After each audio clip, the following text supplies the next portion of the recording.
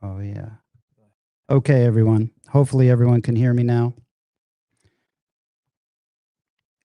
Welcome to the secondary show, which is not, so every other alternating week, I'm going to be doing this solo without my co-host, Ed, just to keep things interesting. And it'll also keep things fresh for Ed and I so that we can keep that audio podcast going.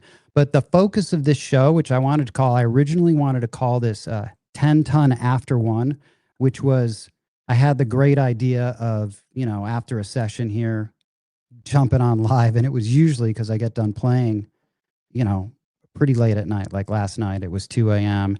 and then jumping on live. But that's obviously not going to happen because I don't think anyone would ever be on watching. So this is going to be the show.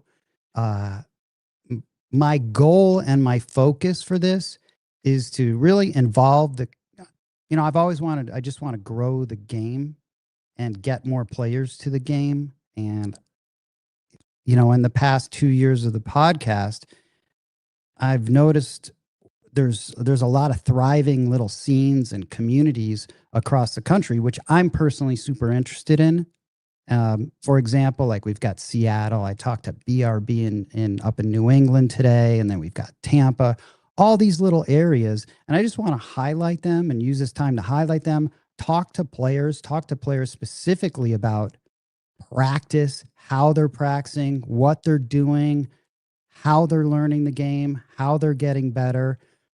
It's the stuff that I'm just really interested in. And I love seeing like practice setups.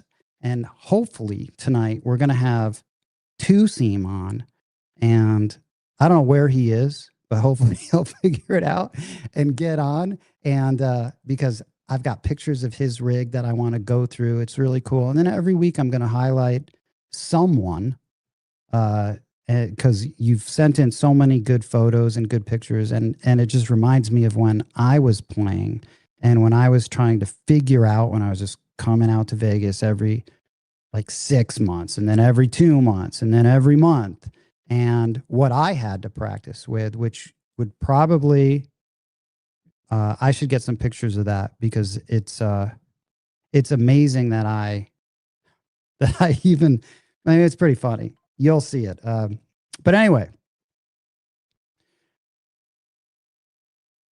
we're going to have a lot of growing pains with this show, especially just me figuring everything out, because this is literally show number 3 for me. And, but I think I have high hopes for this and high expectations that it'll be pretty cool. But so this week in Vegas, while I'm waiting on Two Seam, paging Two Seam to join. And if he doesn't join, I'm going to skip gears and we're going to go up to, and talk to, Double Deuce and John from Pro Craps about Seattle, which will be, I'm stoked about. But let me just check this chat right now. Bootlegger, H2O guy, T-Was, Mad Hatter, Mudslide. Yeah, G-Dub. Oh, here. Yeah, great. Huggy Bear. Oh, cool. Moonshine. So, thanks a lot for everyone for just for sort of bearing with me as I sort of get my footing on this, but and really kind of figure out some of this technology. But it was this past week here in Vegas. It was Chinese New Year, Lunar New Year, and I actually have some photos, because this is one of the best times for the lobbies. So the lobbies in Vegas, Aria specifically and Bellagio, I think they do the celebrations great with Big Dragon. So let me just show you this stuff here.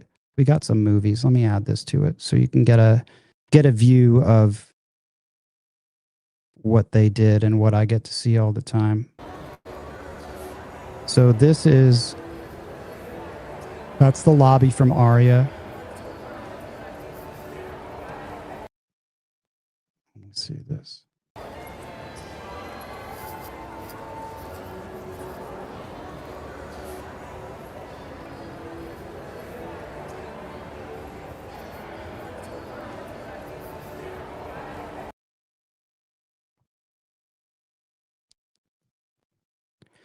This lobby's beautiful, actually. It's one of my favorite lobbies. I love walking into Aria, and they change this up every couple months, every season that something happens. Like for F1, they had racing cars in it. And hopefully, ETG, is everything good with sound? There's another one. ETG was kind enough to go take these earlier today.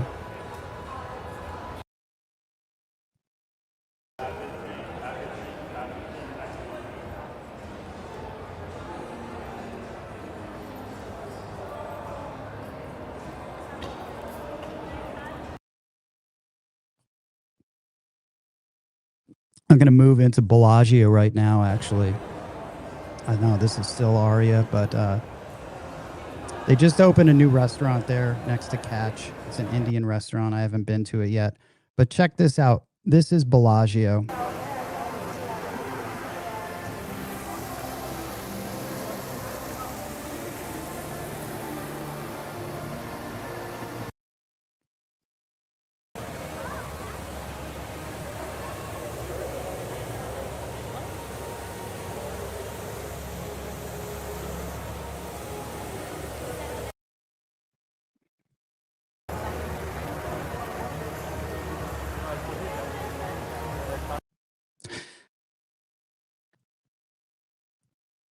Yeah, Bellagio always knows how to do it right. Really cool lobbies in there. I think we're going to...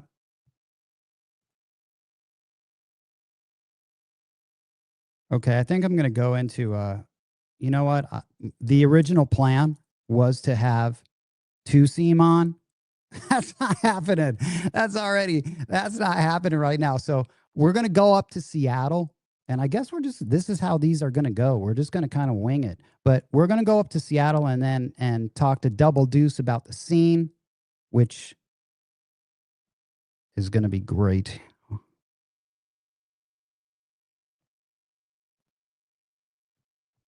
Yo, Double Deuce. Let me get rid of this. Can you hear me, my man? Double Deuce, can you hear me? I can't hear you.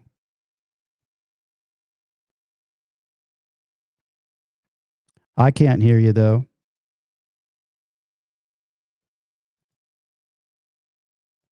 I'm going to have ETG try to troubleshoot this, though.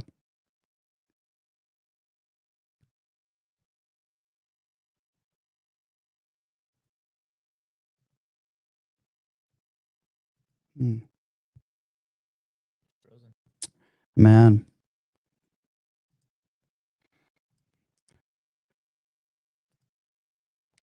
How about now? Can you? Oh, man.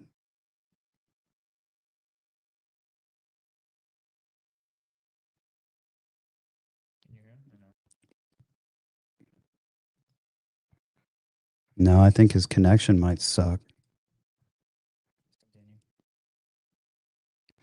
All right. Double Deuce, we're going to let you figure that out. I'm just going to be flying by the seat of my pants right now. Yeah, Crapstock. So Crapstock, I'll see you soon. I know you stay at Aria. Aria is a beautiful place. It is absolutely beautiful. And I've said this before, when we did that Frankenstein craps show, I said that that's one of my favorite places to actually play. I think the crews are the best, and it's got the most tables out of anywhere in Vegas. Let me see if Ian's set right now. Although Bellagio is beautiful, that floral, yeah, no, let me try him right now. I think I got you, Ian. Can you hear me now? Are you good? Yeah, I can hear you now. Finally, man. I'm good. Yeah, and you've got a little. Yeah, I know you got a little delay. I'm the guy that's working. Yeah, is that me? I think we got a little. Yeah, you got a little delay going on, but you know what? I guess you know what I've learned. I'm a control freak, and that's why I have that audio podcast. And this is out of my control. Everything about a live show is out of my control. So I'm learning to give up control.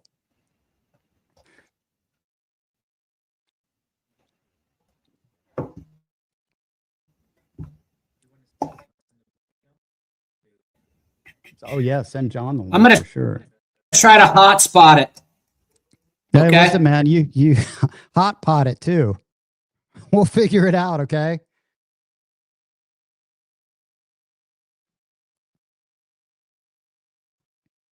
All right, listen, we're dumping this guy. Ian, I love you. He's going to come back. But check this out. Little Vegas cam. It's been cold in Vegas right now. Super cold for the last week as far as Vegas See goes. if this one works better. All right, let's do it, man.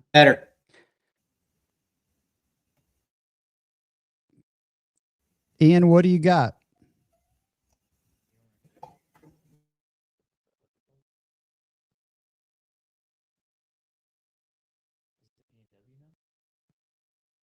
Yeah, once John gets in, yeah.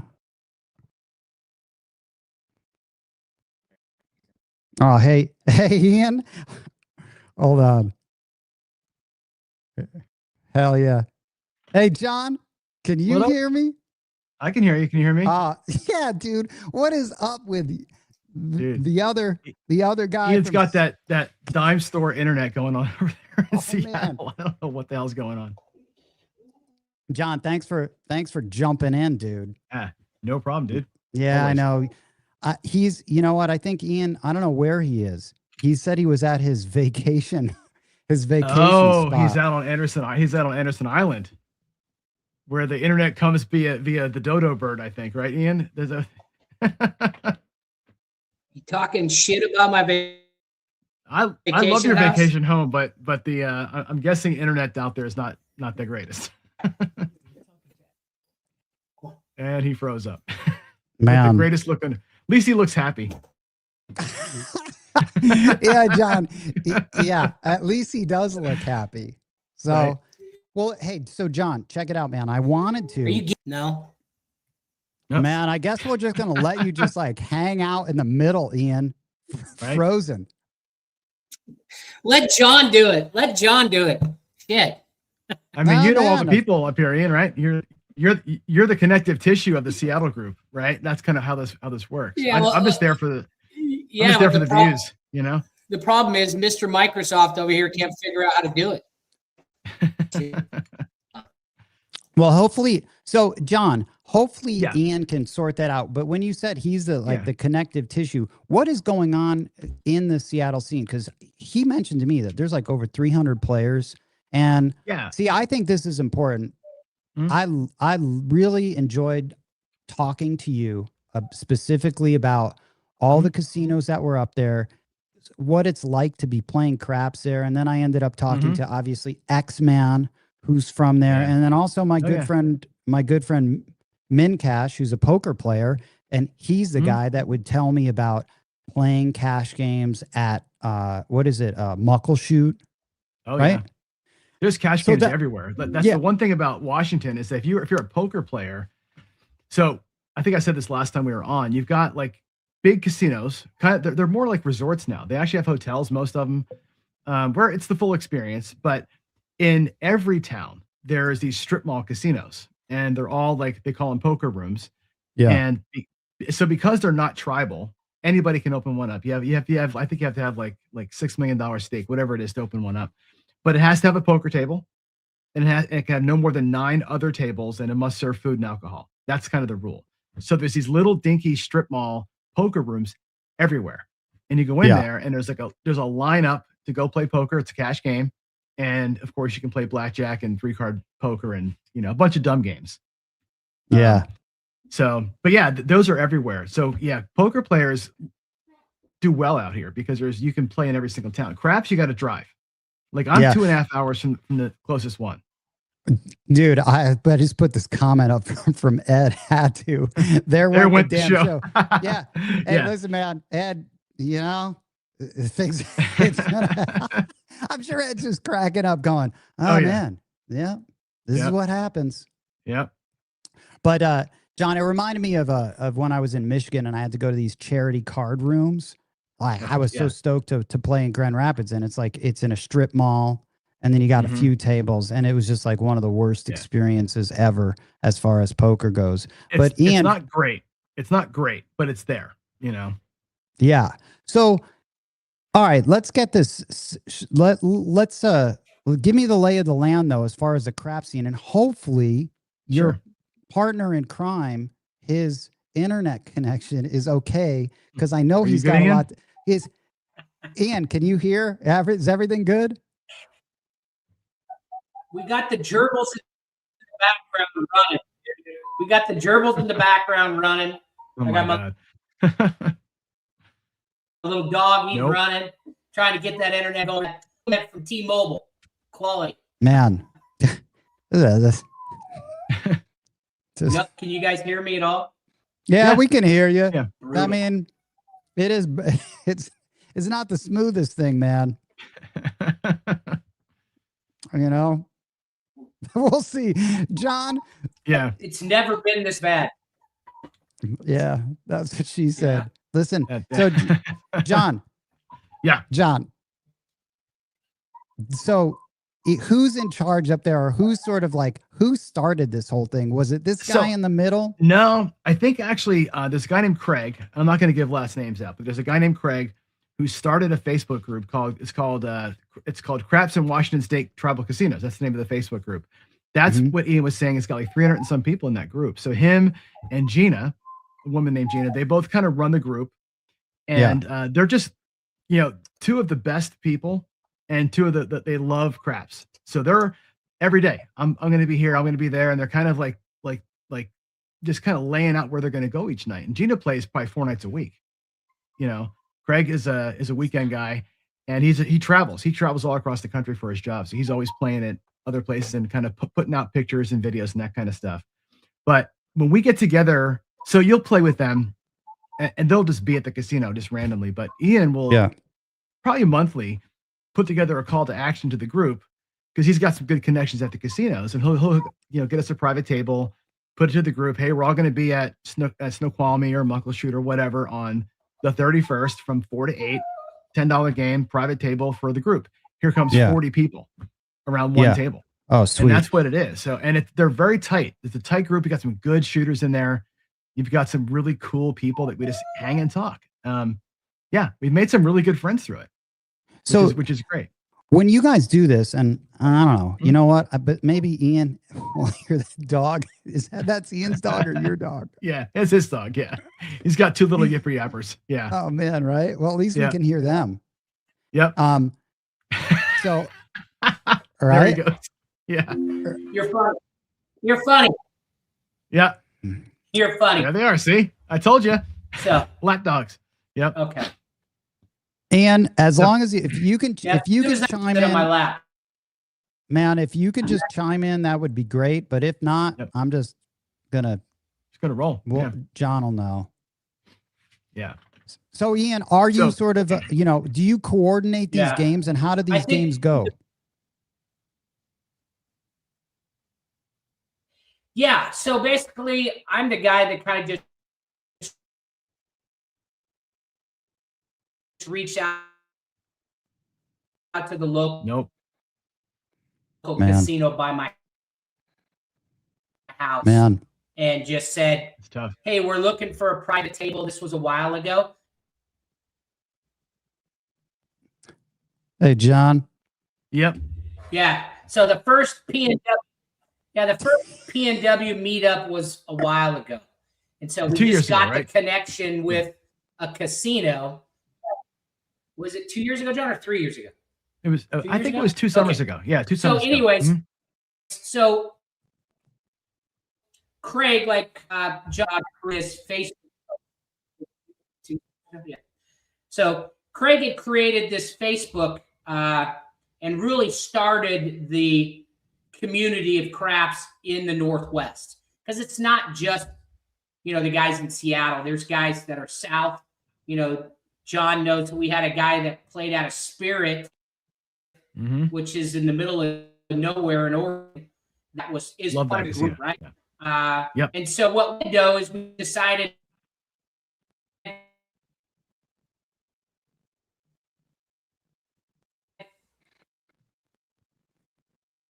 It keeps Hey, cutting John, out. you getting all that? Ask for Yeah, and every third word I'm getting. to Layla at the time was right by John and our house, and we lived by each other. It's about a weren't really receptive to us having a private table.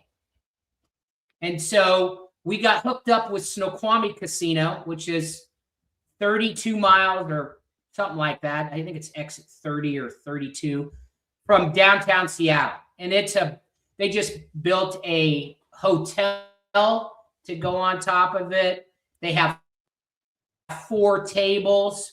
But what's really been the way to build the community, Tintin, is first it was John using his channel to bring guys like Jeremy and Alfredo from Texas Crap Shooters into town. And that's when it created this buzz around what we're doing. And so what's happened now is, like John said, I try to do it once a month or at least once every other month. Yeah, Craig, there's no phone number, Craig. So, for us to be able to truly grow it, is we expanded it out. We really have now, and Craig does a great job. I'll post something on the Facebook, and Craig immediately, as the administrator, creates a list that says, are you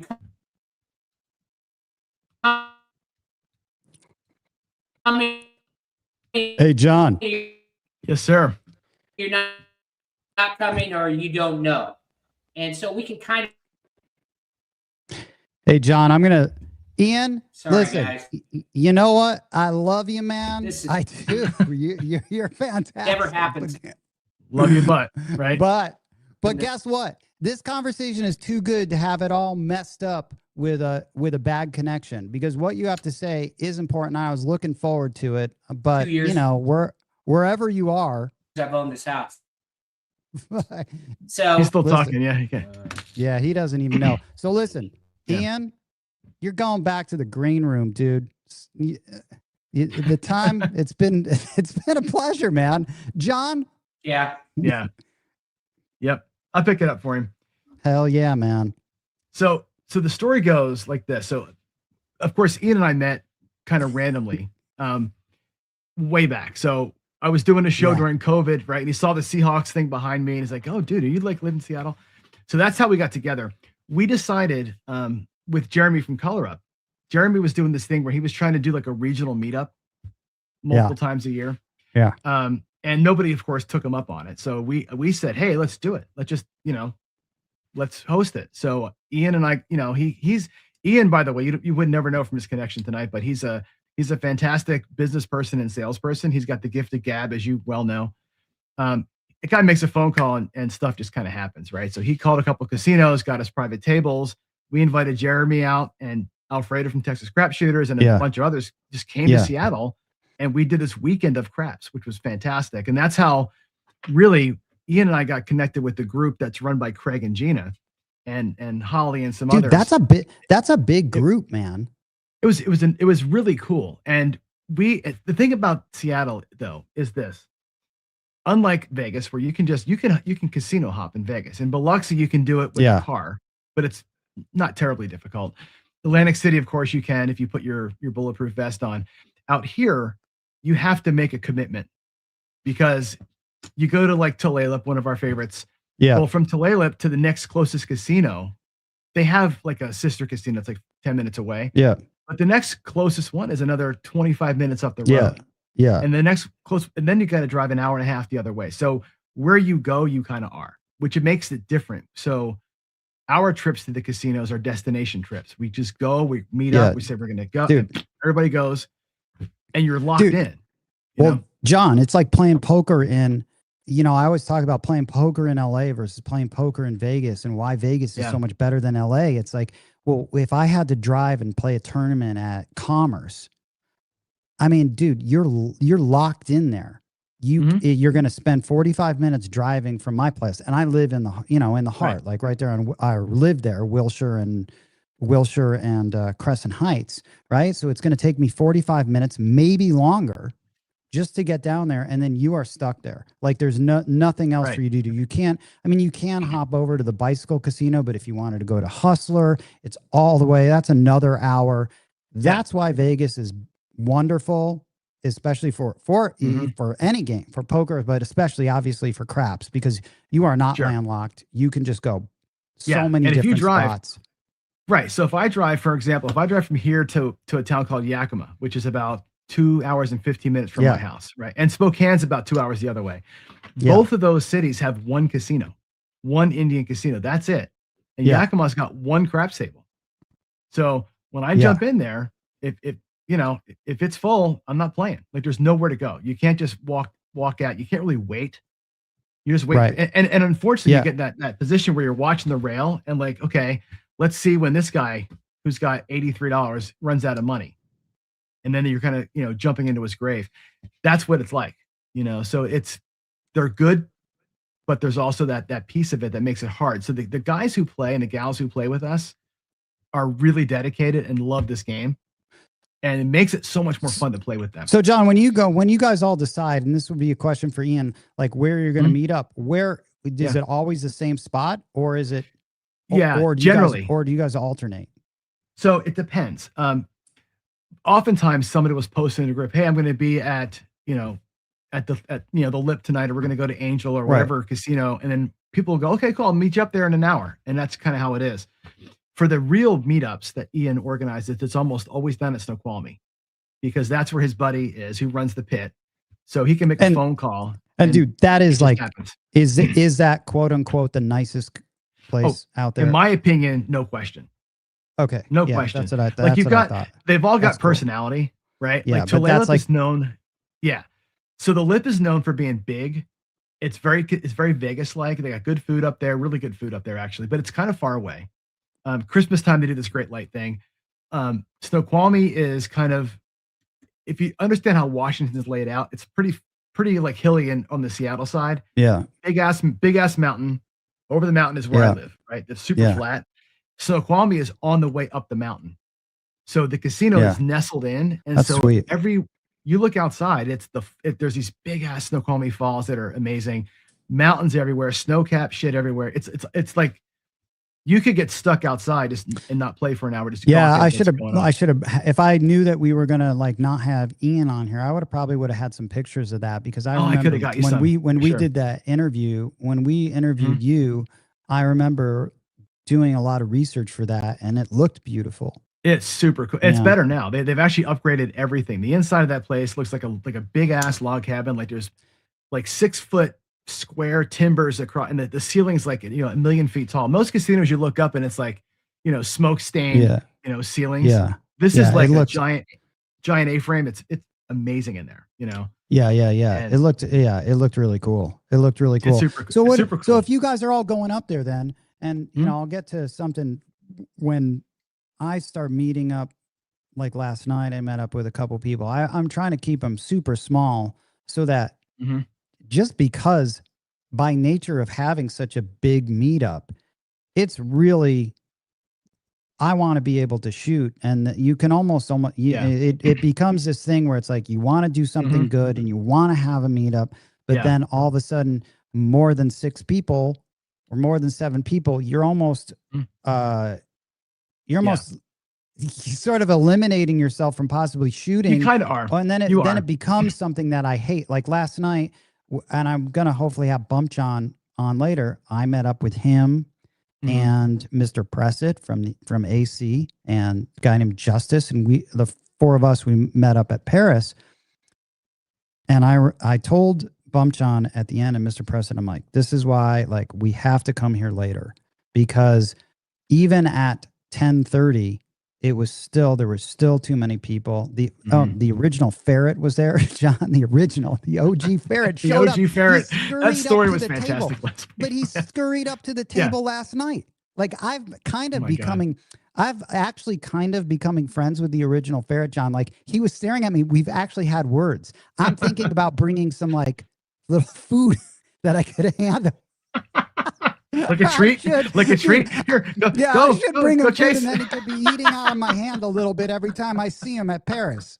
And I tell Oh you, my God, man, but that's this awesome. guy, like That's seriously, awesome. this guy though, I mean, he actually, I did have a like, he actually couldn't believe it. Like I actually, he did something that I thought was smart. He actually, and I complimented him. So you know, they're like That's inroads with the original ferret, and I have like That's too slowly. funny. It's kind of like when you see a stray animal, you know, and you just try to like here, you know, become friends with it, so it doesn't bite you. But yeah.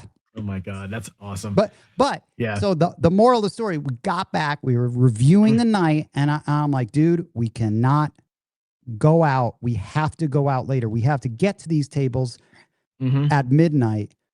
So then it'll be a pleasant experience. And then I know I'm going to shoot, you know, you just kind of can time it really well. But if you have a lot of people and you're there at like meeting up at 8 o'clock, dude, it's not going to be that way. So what Ian's been doing for us, which it's worked out well. He's made them like, you know, Saturdays or whatever, but he's like 4 to 7 or 4 to 8 is the private table. So we get there, we have our table, and there's between 18 and 25 people depending, which is too many for one table, obviously. People are good about getting around it, getting their shot in and walking away, and somebody else kind of takes in. There's a lot of give and take there, but there's other tables there as well. They have 3 other tables or 2 other tables. So guys and gals will jump in and out of other tables and get their game on with each other, not at the private one, but it's really, we're all there. And then we go to dinner, and you know, there's random people from our group just eating at the restaurant, and just kind of grab a table with them. So it becomes more of a hangout. And it's because the game is not good. You can't play for the full 6 hours or whatever, because you just not in the room. Yeah, which is a little different, very different in Vegas. You know, I mean, it's a bummer what's going on at Paris, because with Paris now, there are only 3 tables open during the week. It's 2, and then at night that you know, this other table with the ATS opens up, and then only on Friday, Saturday, and Sunday do they open up that 4th table. It's a shame. Those tables were good. You know, they're great. They used to be great. Are they still good tables? They were great before. I mean, I think they're not bad. I mean, I really like those 2. The one that isn't open, that's only open on Friday, Saturday, and Sunday now. I mean, that's my favorite table, and then the one right near it, it's my second favorite. But yeah, I mean, it's a shame that some of those places are in Vegas are sort of like shrinking, like Horseshoe, like getting rid of tables, which is it's too bad, because they were the best tables in town back when it was Bally's. Yeah, I think so. Yeah, a long time. Yeah, a few years ago. But you know, now you've got other places like Palms, which is like they're all about increasing tables. And when I bumped into, when I was at the Super Bowl party with Ian, I bumped into the table games manager, and he was with his boss, and that guy wants craps tables around the entire bar. He wants it to he wants like 12. Yeah. So, I mean, certain houses are going to be doing that. I saw the table games manager over at, I mentioned this, I think I mentioned this, but I saw him over at Paris, and I told him like to get rid of the, you know, the repeater stuff and bring back the ATS and to do, you know, to get rid of these felts. But, you know, there's some changeover there. It's good that the Palms is seeing that. I'll tell you, craps is kind of a lost leader for a lot of casinos. And if you think about this, and I've told this story on my show before, and this came from David, and it came from a boss who knows the numbers, which I think is kind of shocking. On a blackjack table, right, a regular $10 blackjack table with one dealer, that table, if it's full, and they're getting 75 hands an hour, loses $80 an hour. Okay, now imagine a craps table with, you know, even if it's full with 3 dealers, right? Loses money just to operate the table because of expenses, right? But what game gets people around the game gambling like craps? No other. Nobody's cheering and high-fiving at a blackjack table and hugging strangers, right? This doesn't happen. Our game does that. And that's why I think the Palms and Palace and other casinos are seeing the value of like, let's put craps out there front center and surrounding everything so that all the wackos that play it get people playing other stuff while they're waiting. Well, dude, it's been a no-brainer to me forever. And it's like, I think that you're saying the Palms is seeing it. Other places are going to start seeing that.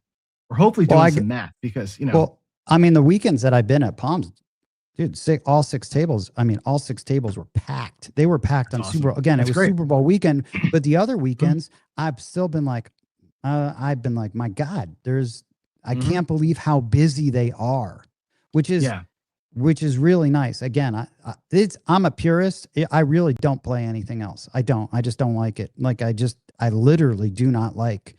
I played 2 hands of baccarat maybe in the past 5 years, and I don't play boring blackjack. dumb I just game, but I hate love it. So let me ask you this: so the Palms. This is going back about a year when the last time I played at the Palms.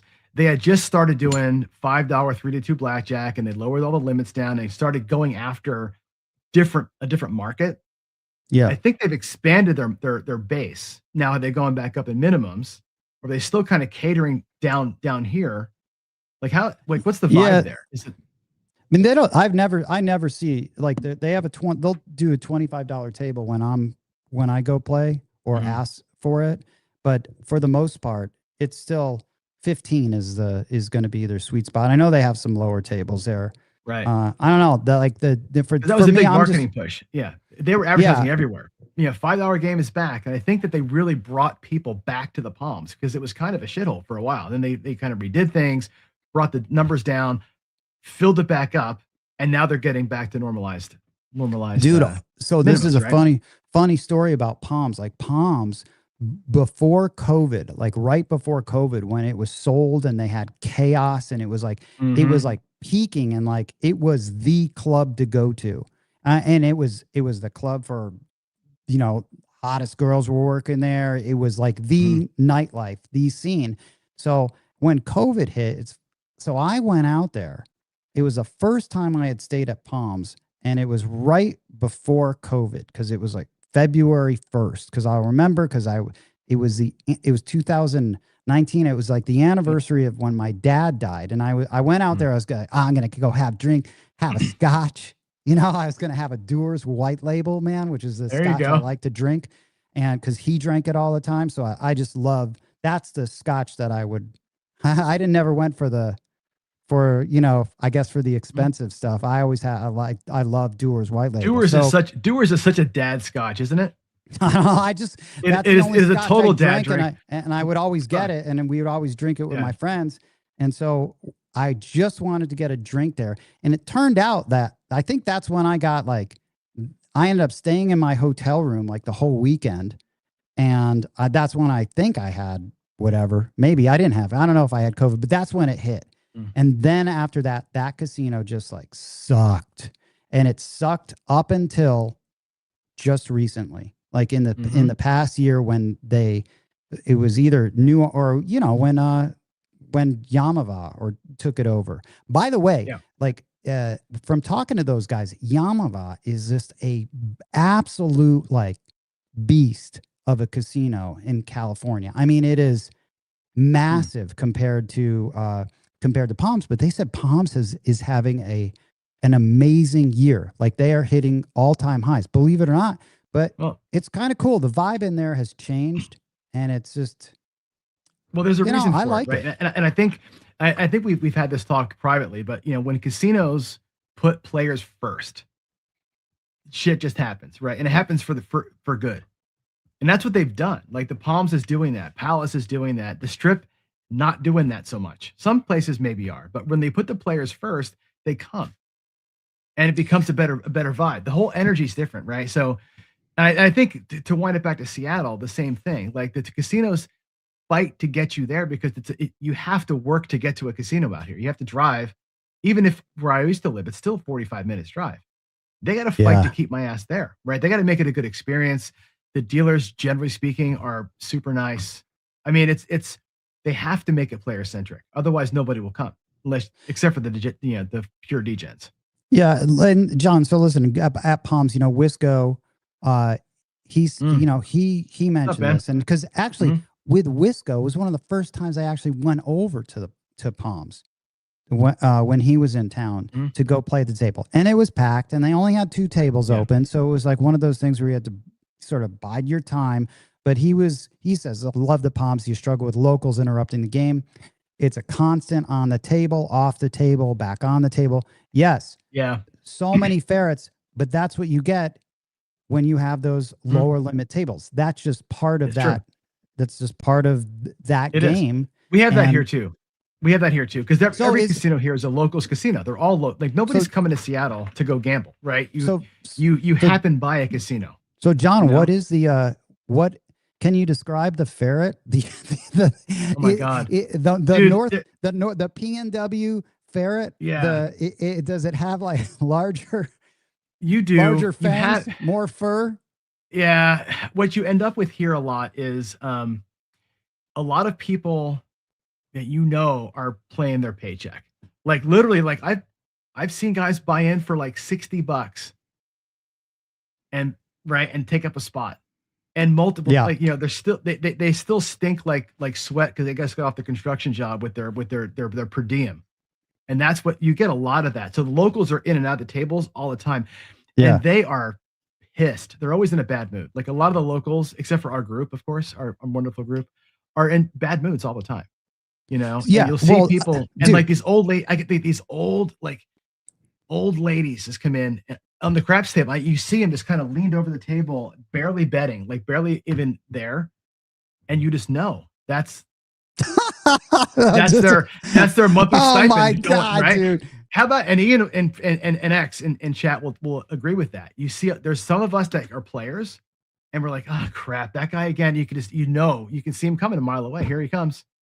Listen, paycheck guy. Yeah, but do those zombie ferret? That's funny. But does that, like the players? How do you guys deal with it? Because I figured out a way for me personally to deal with it, which was the biggest epiphany that I had at Durango, which was like raise the limit. I know that's not possible for a lot of people. We can't do that here. So the next thing that I do without even doing that is obviously, and everyone, this is not news. This is what all these guys do. They go early. I'm not an early person, so I go late. So midnight is a sweet spot at all these casinos, except with the caveat being though, John, is at the quote unquote nicer places, which would be like Aria, more of the higher tier, a lot of tables. I don't have to worry about that. There's always going to be a table open. People are maybe, I don't know, maybe it's going to have a high mix of tourists that are there for conventions, but the turnover at the table seems quicker. Maybe because it's maybe because they're all $25. Maybe that has something to do with it. But I'm never sweating ever about Aria not being able to get on a table. And even if I do, I know the wait will be short for it to clear out. And then ours are dude, ours are packed. And what you'll find is people doing exactly what you think they would do. Betting the $10 pass line and a 1-2-1 ATS and sitting there with their $100 for 4 hours. Man, that's what happens, right? And and the thing is, like, we joke about this, but we call it the buddy system, right? Just gonna go, like, I'll go with Ian, so I have somebody to at least talk to, because the ferrets, like as you say, will drive you crazy, right? If you go in there by yourself to just get a game in, you'll have no fun. And I'm pretty social when I play. We played together.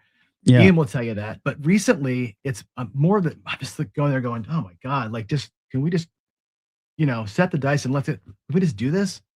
And it's that part of it's frustrating. The local yokels will drive you nuts. So the weekends at night, it's better. Like, I would rather play there when it's busy at night and the limits are higher, like you're saying, because it's more players than creeps, I guess. Yeah, and I don't know who this is, but this is a EFSU. What is EFSU? FSU? Is that a university? EFSU. I don't know. I forget his name. I actually know this person. Southern University. They're out there at a $50 minimum. That's funny. It's true, but those ferrets are they don't last long. They're a little different. I don't know. They're a little different. The ferrets at the higher level, but there are some, but it's more so the ones that are like hopping from table to table, that you can just see. You just see them. And you see it at Palms, and they're the ones that come up. I mean, John, when I was there even with Moonshine and Bump John, and we had a table, I had the whole side at $100, and they could play at whatever they wanted, and it was just them two. So it took, I think they had 50 down there, but there was a guy that came up literally with like $10. He got mad. He got mad that he could not play and put down his $10. It had to be $10. Maybe it was less than that. A Moonshine would know. But then he was like, then he claimed racism. Like that it was racism that we were keeping him from the table. And it's like, dude, but that's what you get. You get that a lot, and you do. And it's, you get these people that walk up and they're all pissed off, and they kind of crowd in and split you up, and they'll throw a bunch of white chips out there, and they'll yell shit like $17 action. And we're all like, what the hell are you even talking about? The dealers have no idea what they want. And it just, the whole game grinds down. That's their only bet they're making. They lose it and they walk away. You're like, we spent 15 minutes on that. Yeah. That's the kind of stuff John, but a locals casino, you get that, right? Yeah, John, dude, this is a great comment. This is hilarious. Mudslide. What's up, Mudslide? He's like, hi, everyone. Hey, everyone. Face it, we were all ferrets at one time. Right. And dude, 100%.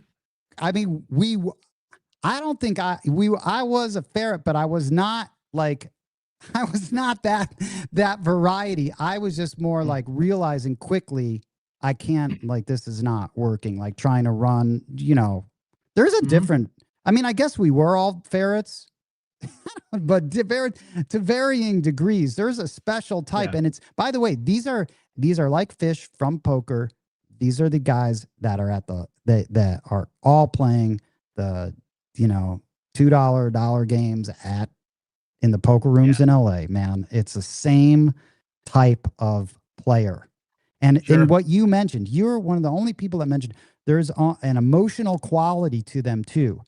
Angry, just pissed. You see that only at more at the super, super lower limits. And I get it, but I don't see it tons where I play. Right. Well, again, Vegas is different. I mean, and AC is becoming more like Seattle, I think, where people are literally DJing their last bit of dollars out there to kind of get through the week. Like, that's to me the sad, like when you live near a casino, to me, there's a sadness to that. And I watch those people and I'm like, I just know what's happening. I know what's happening over here. They're not going to play. They're not going to attack the casino. You and I and Ed and everybody else, we make these, I'm going to say it out loud because that's not here, strategies to play. We have ways we want to attack the table, make money, get in, get out, whatever your system is. These people don't have a freaking system. They're just hoping to get soup can money so they can, I'm out of toilet paper. Let me go win a $5 bet. Give me that $7 on that 6, please, so I can go buy some TP on the way home. Like that's what there's a real sadness, and that happens in off strip. When I drive by or walk by a Dottie's in Vegas, that's what I see. Oh, right? I've only been in the Dottie's one time. I've never in Vegas, been in but one. That's a thing. That's a thing, right? And I think a lot of, even though our casinos here are beautiful and gorgeous, and they're catering now to a higher clientele at night and weekends, you go to a Seattle casino at 5 o'clock in the afternoon or 3 in the afternoon, that's what you're going to see. And it's part of it pisses you off. Part of it makes you sad. Part of it's like, just get out of my damn way so I can be serious here and not have to,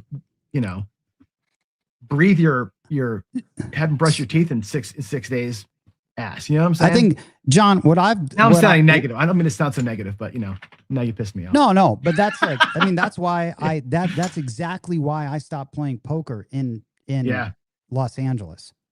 It literally was because of the players that surrounded me. And then the mood that I was left with being around these guys, it was miserable. And that energy rubs off on you. And, but I think I can manage it more. It's just a little frustrating when, like, by the way, that OG ferret last night, he came up to a $50 table. Like, you need some pretty strong, like, I couldn't believe it. Yeah. Like, where this ferret is getting his money, the OG ferret has somehow, like, I don't know what happened. like chewed up someone's wallet, but he's been buying into these tables. But I think you have to really, I set my expectations appropriately for the casino that I'm going to. And it really, the big thing is the time of day.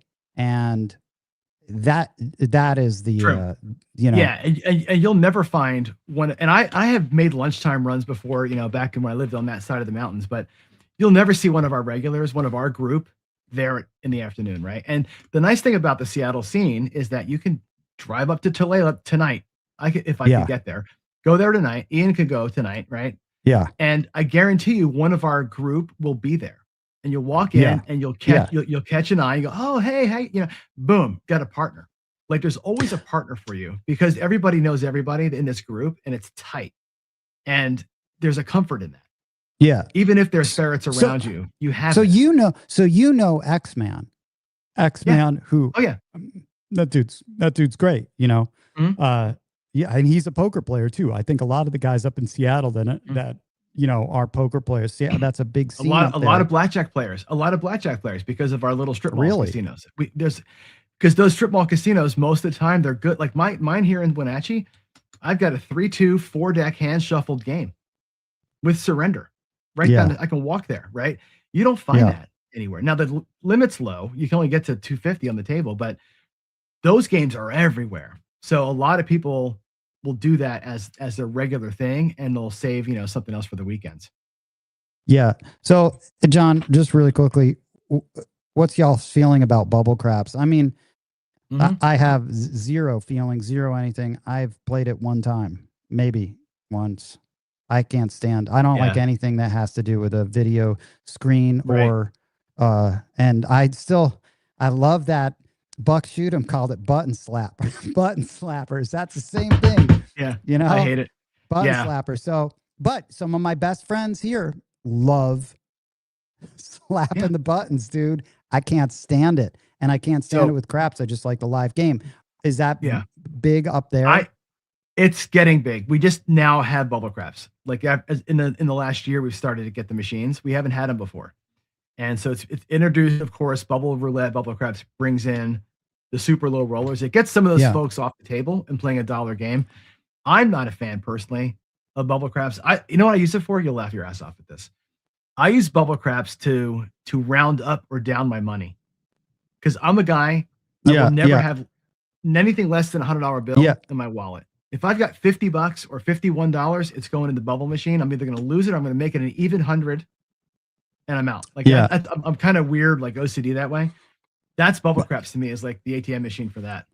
Hey, listen, man, Bump John, he's like my main guy that I go in my crew here. He will always go and play bubble craps and kill time that way and try to make $100 here and there and do whatever. I guess it's to each their own. I just can't stand it. I'm very much a purist in that way. If you want to try something out, that's a great way to try it out for cheap.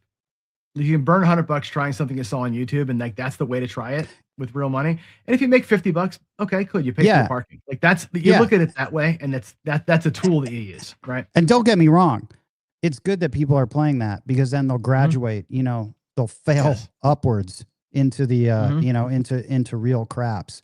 But for sure. So I know I talked to someone else, T-Bone up there. I'm with this guy too. This guy in chat. I don't like bubble craps, but I like stadium. I love stadium craps. I really like stadium craps. Yeah. What's this guy's name? Habu Brat? Is that how you say it? I don't know who that is.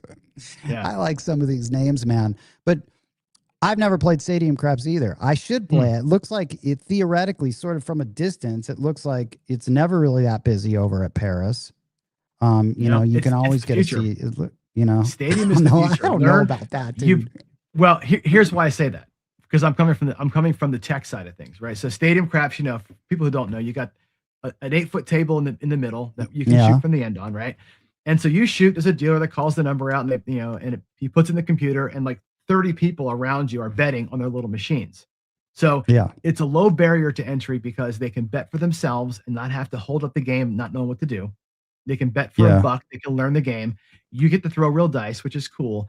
At some point, that's not going to be 30 people around that machine, around that table, it's going to be 1 million people, because they're going to network that. They're going to network that thing, and it's going to be right here on your phone. You're going to be playing stadium craps, betting stadium craps from my basement while you're shooting at Planet Hollywood. That's what's coming. So, hey, John, to me, that fixes the problem of online gambling, right? You can do it with real people. Hey, John, I just put. Yeah, you know what? I can't stand that. All right, I don't like it. I can't help it. It's good for the game, but I would. Just personally, I don't know why. I just love playing craps. No question. Like, to me, those other games are sort of like craps, but they're not like craps. But I guess they are. But to me, that's not real craps. You got to just play the real game with the dice, and you just gotta. Yeah, I hear you. There's something special about the real game, but that stadium game, it's half real and half not. The pacing is different, but I think it's going to become the way that people play online. Yeah, well, where you can't play. Yeah, of course. Yeah. I'm spoiled, John. I made this little thing, or ETG made this thing. It was going to introduce. So now that like I'm sort of like, now on YouTube doing this stuff, dude, I'm making all these. Oh, the show will go like this. First, I'll have, Two Seam, and then I'll have Eddie Money, and then I'll have these guys show up, and then this, and I should just write this plan and then rip it up, right? And that's how it's. Check this out. Having guessed is hard. I made this little thing though. ETG did. Check it out. It was for you guys, for the PNW. Check this out.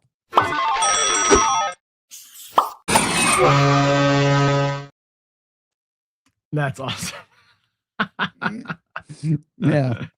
That's too funny. I have my sense of humor is very very easily amused. Okay. Let me know when you want to see that again, or let me know when you want to have a word from our sponsor. John, most of us feel that same way. Yeah. It is time. A word from our sponsor. I've got this. Hold on.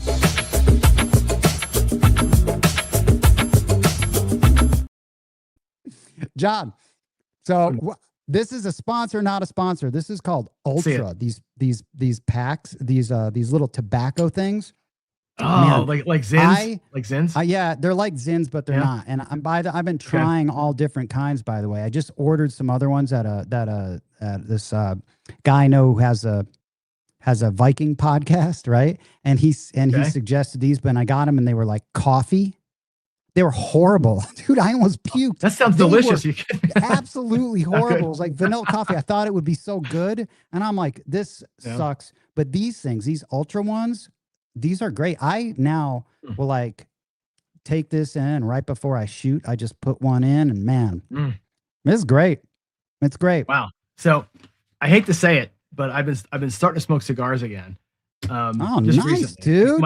My brother-in-law got me into it again. I haven't smoked. So you know my story, right? I was a heavy smoker when I played in the band, right back, literally playing bass with the cigarette up in the, right. I'm sure you've done the same thing. But when I had the heart attack and I died, I haven't smoked since. I was 36. Now I'm 57. So I haven't been 21 years now since I've had a cigarette. I love smoking. Like I loved it so much. Oh man, I know. Dude, I can smell.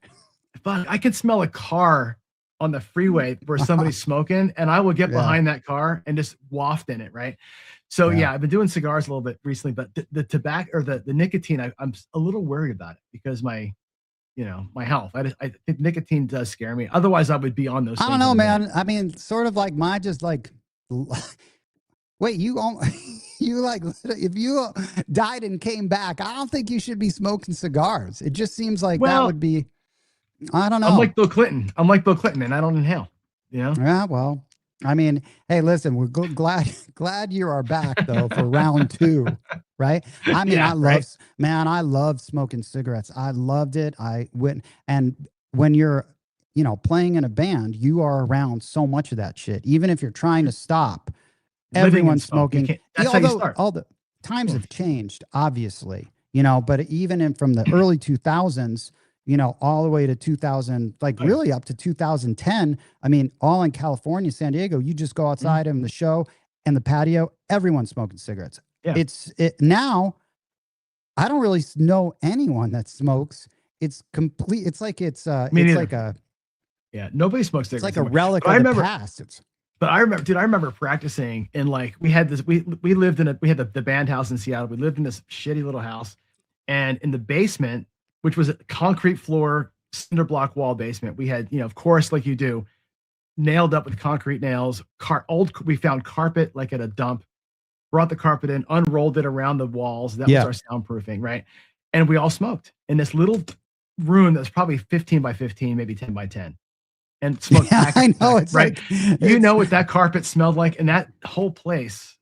You would walk by our house and become addicted to cigarettes. It was so bad.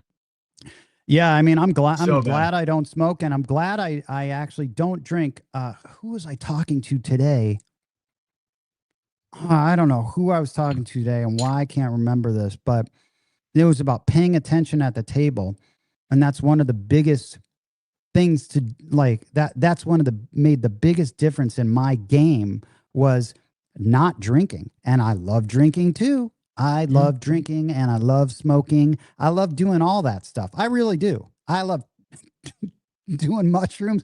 All of it is amazing, but you can't having a drink for me, my game got so much better just from the pure attentiveness of the finer details. And I think when people start playing more and more, they're going to realize, and it was a really interesting, I'm going back to this thing last night. Oh, I know who I was talking to. I think I was talking to Mr. Pressett. But if you look at our roll counts from last night, horrible. Okay, horrible. Right? I think the longest roll might have been on that table was like 11, right?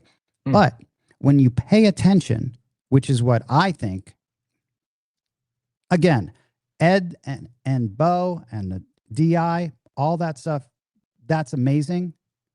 I fully buy into it, but I'm more a believer in, I think it should be dice attention, because I think that's almost more important than everything.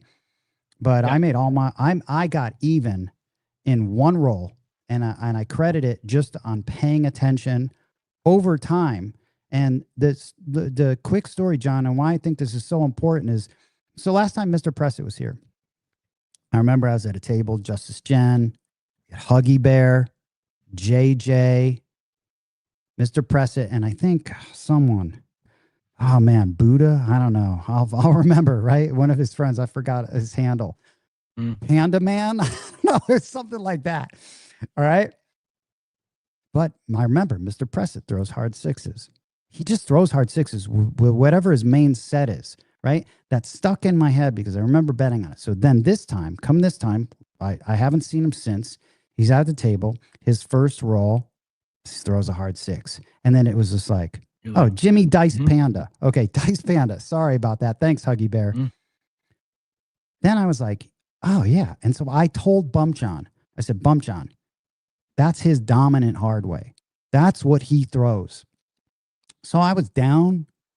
I had bought in for 10,000. I was down like 1,500 at that point. I mean, remember, there were PSOs, 4 rollers, nothing long. So I'm like, well, you know what? I'm going to do this because this is, I know it. How many times I've seen him throw it? This is his number. So I plopped down 300 on hard six, 300 on six. And that was my biggest bet of the night right there. And it was towards the end of the session. I was not playing across. I was being I was treading water the whole night and it was really just not a lot of big rolls were happening. But then I think his fourth roll, I've got his sheet here, fourth roll. I just look down, I see 3-3, and I'm like, sweet. Then all of a sudden, it is, yeah. Then all of a sudden I'm up, and my 6 hits for another 350. Guess what? After you talk about managing a roll, well, now I'm in profit, and when I'm in profit, that's what I consider my strong suit, because it's so tough. I feel like you always start a session like this. You're always, it's so rare that you just start like and you're up. You almost go in there down, and then you do, yeah. The minute I'm up, I'm cool. So then I was up.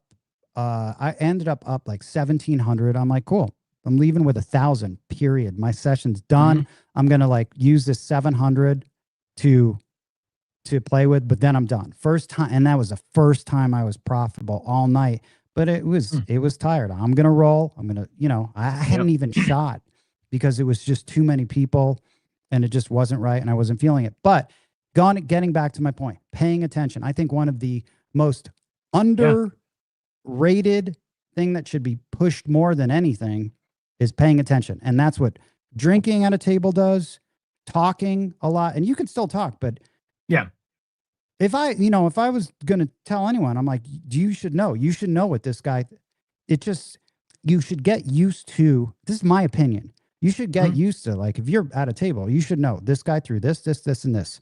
You can almost like rattle back, you know, and having Bump John, I'm like, no. Bump John was like, well, he's throwing uptown. I'm like, no, he's not, because he threw a 3, he threw a 4, he threw a 6. I said, so he's thrown equal amounts uptown and downtown.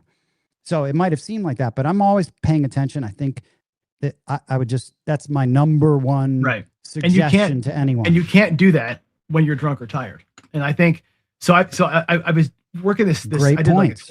I did this series of shows, 26, you know, ABCs of gambling, right? And the whole point I thought was going to be, let me teach you about gambling. Like the A word could be advantage play, and you know, the whatever, C could be craps. It turned into this psychological deep dive. And I must have said in every single show at some point, because every letter brings you back to this, don't play when you're not ready to play. And that might mean, like, the house edge on craps, even if you're playing box numbers, is, you know, 2-3%.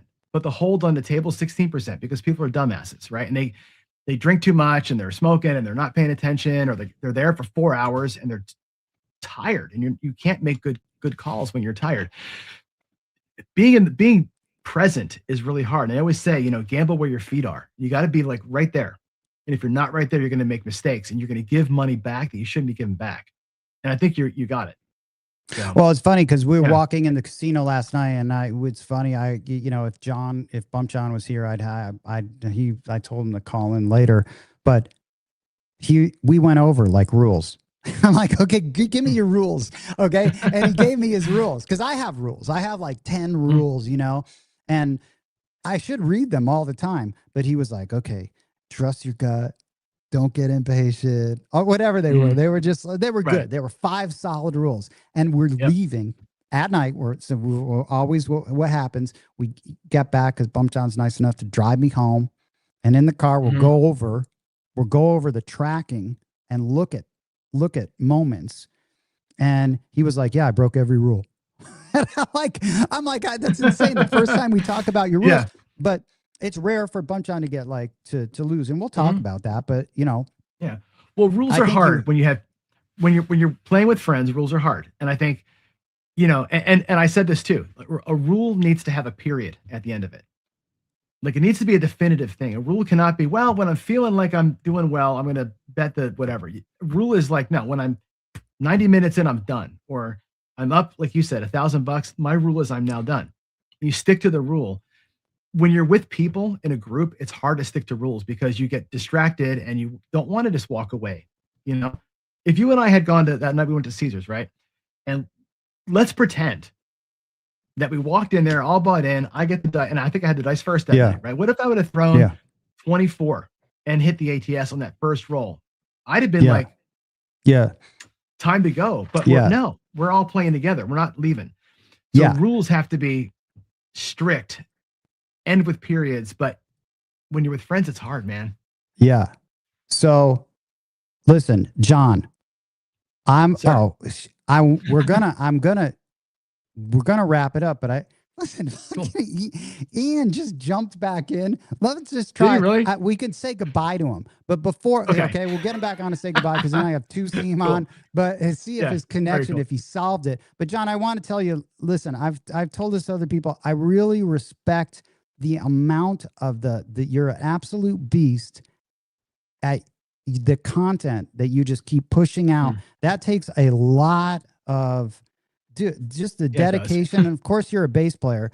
It takes a lot of dedication and grind to keep going, because it is thankless, because there's a lot of you know, just to get up there, do it and keep doing it. I mean, even to even do this show, it's like, man, I mean, I was like, how do you do it?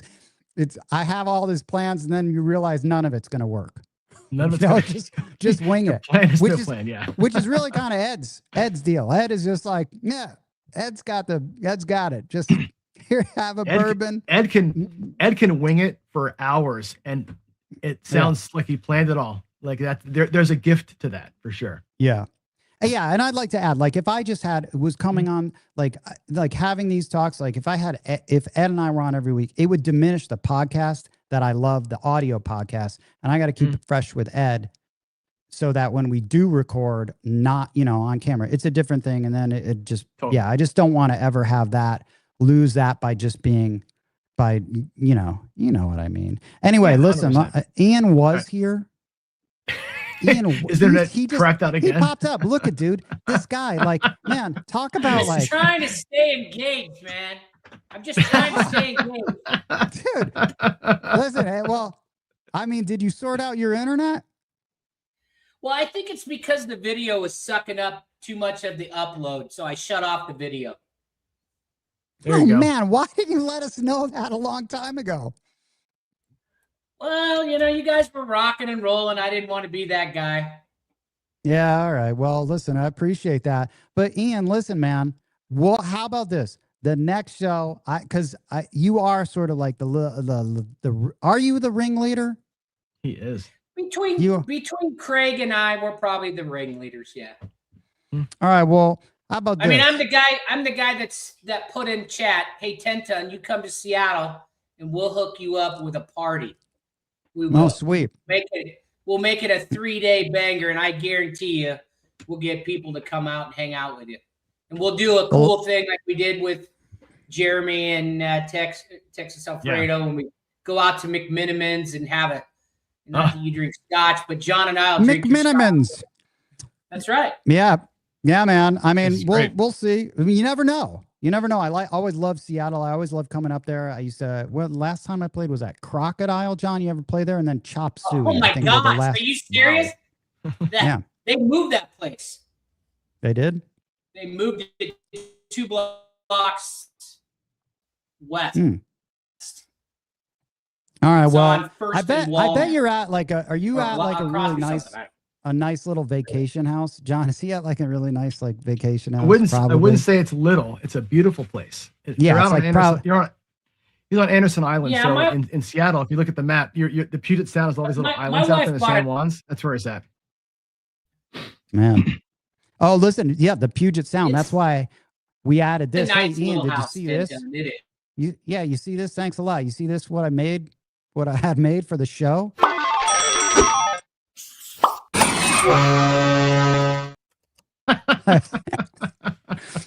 That's a Puget Sound for you, dude. There you go. Right? Yeah. All right. So listen, John. All right. Yeah. Thank you, man, for saving Ian's, his connection. Time to shine. Yeah. And then I'm glad I caught your text. I thought we were doing it at 7:15. I was going to go eat, and then I saw your text. Like, oh God, I guess we're going doing it now. But Ian, it all worked out. You guys will be on because the plan is my plan is like I want to talk to some people in Florida. I'd love to talk to I've already talked to like G-Man and Sweet Rolls just to get an idea so that people know what's going on in those spots. Also with, I talked to BRB up in New England. I just love hearing that because he's texting me. He's like, I bought in for $500, 10 ton, and I left with 1,500, and he's always like, he's got all these stories and he's got a crew and how they work their tables. Like, yeah, we go into the high roller or high limit for that to play craps. And, there's certain places in Vegas have that. Did I lose you? No, Ian called me just now, so it took my headphones off. Yeah, Ian, it's been a pleasure, but we'll get Ian back on. But so, John, thanks, man. Thanks for saving the day for Seattle. Anytime, man. Man, anytime. That was not looking good for the Seattle scene to have Ian just chopping up like that. Yeah. I'm always here for you, man. All right, dude. Thanks, man. All right, take care. We'll be talking. Good luck, soon, everybody. All right. Yep. Later, All right, dude. bye.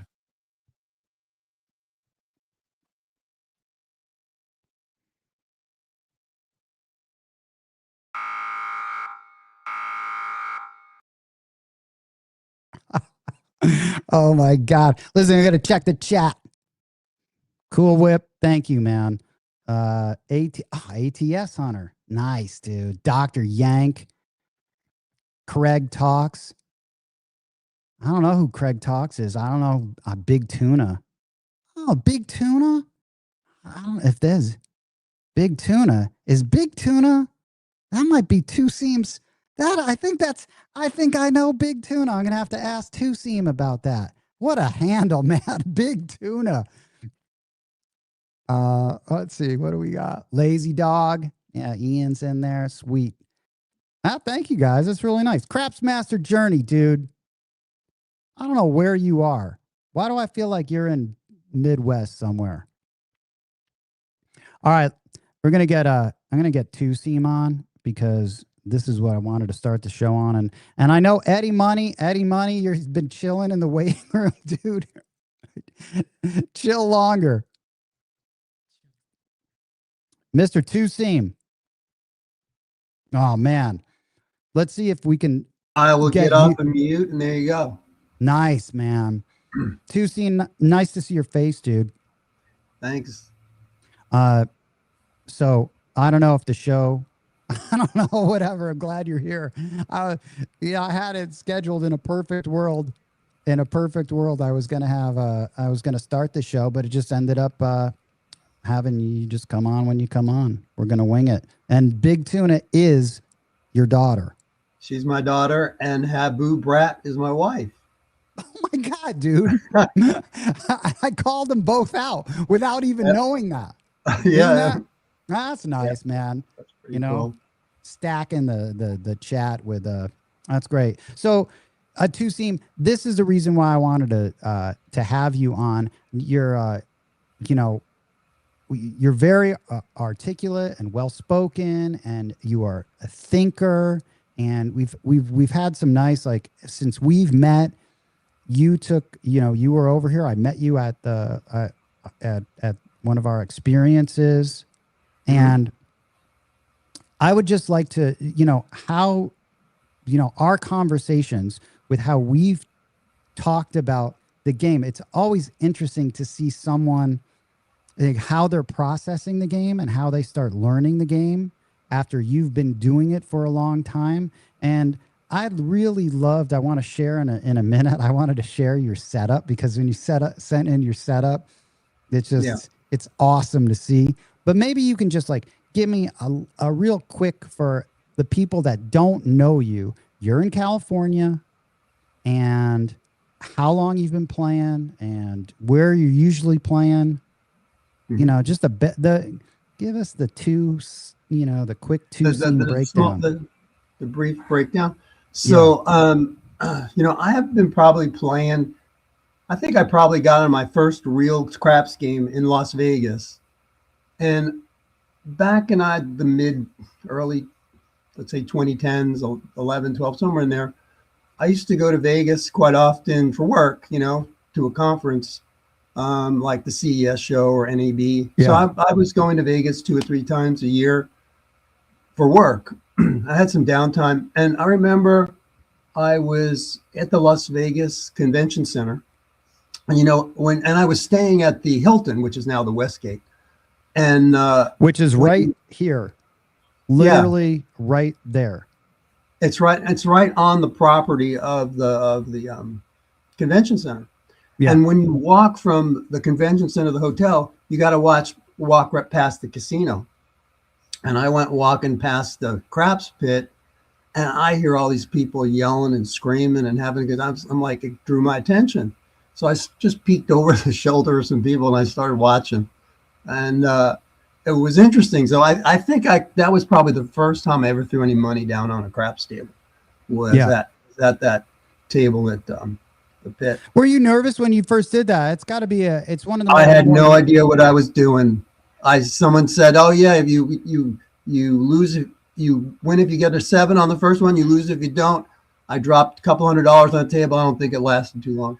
Yeah, it's one of the more nerve-wracking things, isn't it? And this game can be is so intimidating when you don't know what to do. So yeah, I mean, I was watching somebody else, and then the guy on my right was telling me what to do, and but I was enjoying the camaraderie. I was enjoying the excitement that people were having, and I wanted to get exposed to a little bit. And around those times, Indian casinos weren't that big a thing, and seems like you either go to Atlantic City or you went to Las Vegas. Yeah, and every time to Las Vegas, I would try again and try again. I remember a few times. I remember one time I was at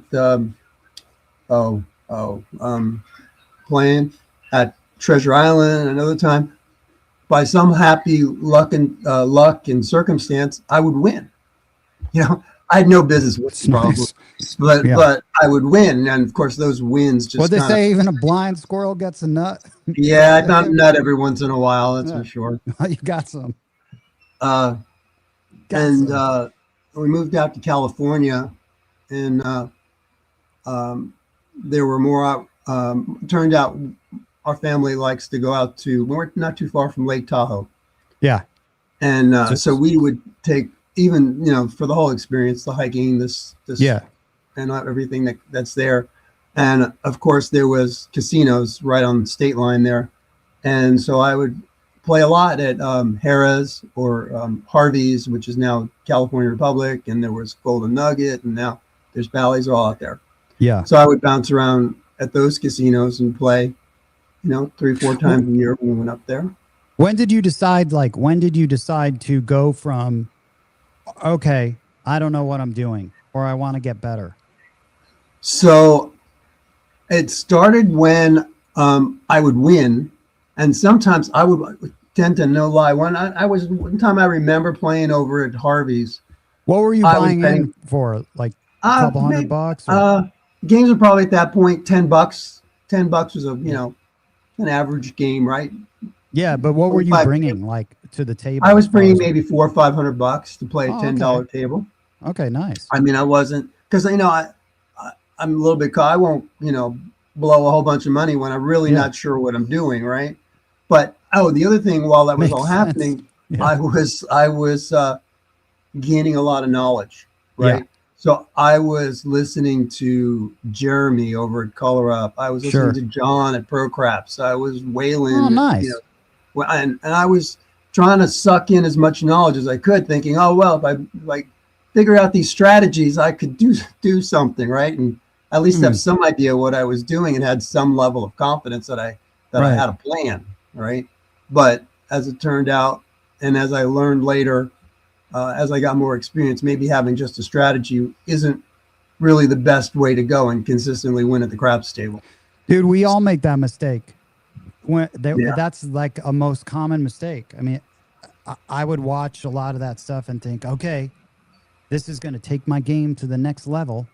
And then all of a sudden you go out and then you realize how clunky it might be, how it's not playable, how it really doesn't translate from the confines of like, oh yeah, this is going to work and I'm just going to do this, and this.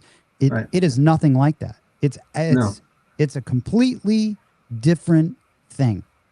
And then so it's a smack in the face, man. When I got hammered a few times, right, and walking out with no money in my pocket, literally, it was the worst feeling. I mean, today I never leave the casino without something in my pocket if I'm losing, right? I'll respect my 50% or loss limit or whatever. But back in those times, it was like to walk out of the casino with no money in my pocket is just an awful feeling. I never wanted to go back to that again, even if it wasn't life-changing money. Those built some sort of, I don't know, man. Those are the things that make you who you are. Those walks are horrible. Losing money in the casino. Those empty pocket, turn your pockets inside out, nothing there nights, keeps you up. Maybe a couple crumbs, some dust. And it's like how did this happen? Why did it happen? It shouldn't happen. I don't believe this, you know. And it got to the point where I was just like, I'm gonna find out what happened as an engineer and a technical person. Yeah. You know, I was like, okay, there's that. Who was the first class that you took then? Well, it turned out I came across Dice Coach. And Dice Coach was the first guy? Yeah. Yeah. Oh, I thought you went to Heavy first. No. I went to Dice Coach pre-Casino Tiers. So wow. That was my first class.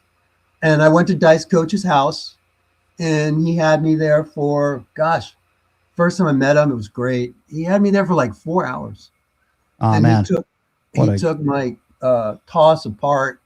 We talked about, you know, money management, all the basics that I should have known and that I kind of knew about, and the information I was collecting, you know, listening to various webcasts and such. Yeah. But there's a difference between experiencing those YouTube videos and trying to learn and then actually doing it. Right. And as I was playing, it was like, uh-oh, there's a gap that I need to jump. Right. Which is when the moment comes, are you really ready to work? Are you really ready to make those decisions? And do you really have a good plan? And Bo just opened my eyes to that. There was a lot more that I needed to know that I didn't know. Yeah. I had the same similar experience whenever I was at Bo's. I realized how much I don't know was one of the things that I realized, like, what is it, absolute legend. I consider him one of the 3 legends, and you have to tip your cap to, like, obviously Heavy, Bo, Dom. I mean, name someone else, you know, I'll wait, but I think those are the 3 guys that are still living that are here. I'm sure there might be some other ones, but in my world, I feel like those are, you know, they're living legends. And the amount of knowledge stored, agree, disagree with how they play. I mean, I just can't play however they play was better than the way I was playing. Right. Well, yeah, fair enough. Right. I mean, they're there for a reason. And he really has, I mean, Dice Coach, you realize how much, he really just, he somehow combines all of the facets of the game into, I don't know, he just integrates it really well as an entire sort of ecosystem on how to play. And he's got his ways. There's things I disagree with, certain things I don't turn my bets off like he does, but I understand it. And what a great first person to meet. I think people are going to be like kind of like how Howard, I was lucky to at least go to Howard's place a couple times. And someone mentioned, Craig talks that there's Tony Leo, correct. Give the man his due. Like, these guys have been in the game and for a long time, and just doing it for that long, they deserve a lot of respect in my book. I mean, whether or not you agree with how they play. I would say one of the biggest things I got from just working with Bo is I didn't have a practice plan. What am I practicing on? What am I looking for? Why am I trying to do the things I'm doing? Right. So dude, Two-Seam, can I show everyone? I forgot. Got wrapped up in this combo. Can I show people? Dude, I got to show people what you practice on. Okay. Okay. All right. I'm going to add this. Hopefully this adds correctly and we're good. Oh, dude, Two-Seam, check this out. This, everyone in chat, this is Two-Seam was kind enough to send me a picture of his practice table, and I'm going to do this with a lot of other people. Your practice table, tell me about this setup. And Two-Seam, man, I think I have the ability to circle things on this right now on this chat, which is sweet.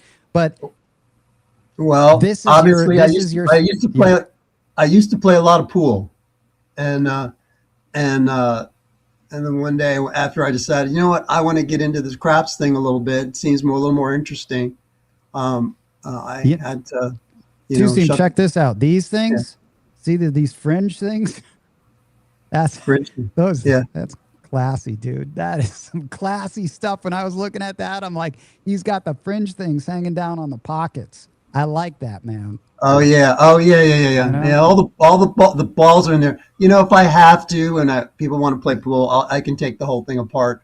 But it takes me about. This looks like a nice table, man. It is. It's a really nice table. So is it slate? Is it slate under there? Yeah, it probably weighs about 1,000 pounds. Ah, nice, man. Yeah. Nice. Yeah, classy. And all right, dude. It's an 8-foot table. Huh? 8 foot. Cool. I'm going to ask you about this. Okay. So yeah, this right here, and I know you sent me some other pictures. I don't have them loaded up, but see this thing right here. So what is that? Did you build that or did you buy that? It's like a little. No, gripper. I built it. It's a gripper, right? With just a little mirror. I did.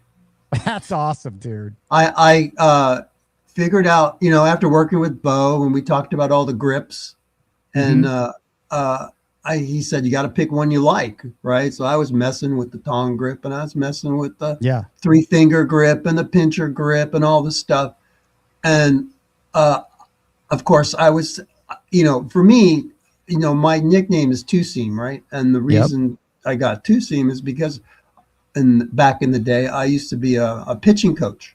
Yeah. And so Two Seam was kind of stuck on me, and it's something I like to use. Anyway, the practice, when I taught pitching, it was about repetition and practice.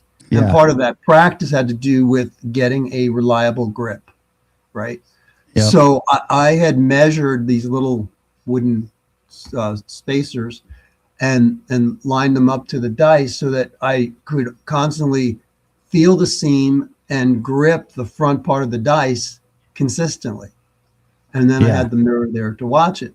So when I grab the dice, I can close my eyes, grip the dice, and know whether I've got my grip or not. I feel like the Golden Touch people have that, if I'm not mistaken. I've seen it around. Yeah.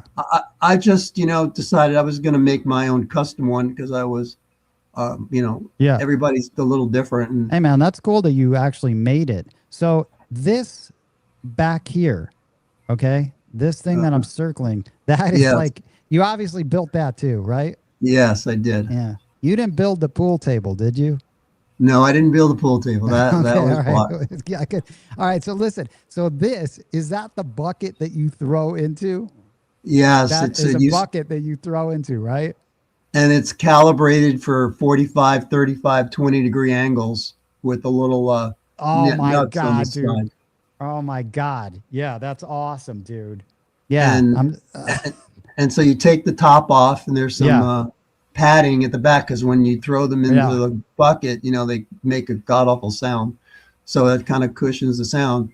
But I toss them from, 6 feet, 8 feet, whatever, and the most I've ever been able to do is 5 in a row. Toss from my throwing spot, and 2 dice, both in at the same time. So Two Seam, are you shooting from, now this is set up, I asked you this earlier, but are you set up just to shoot straight out and practice your straight out shot?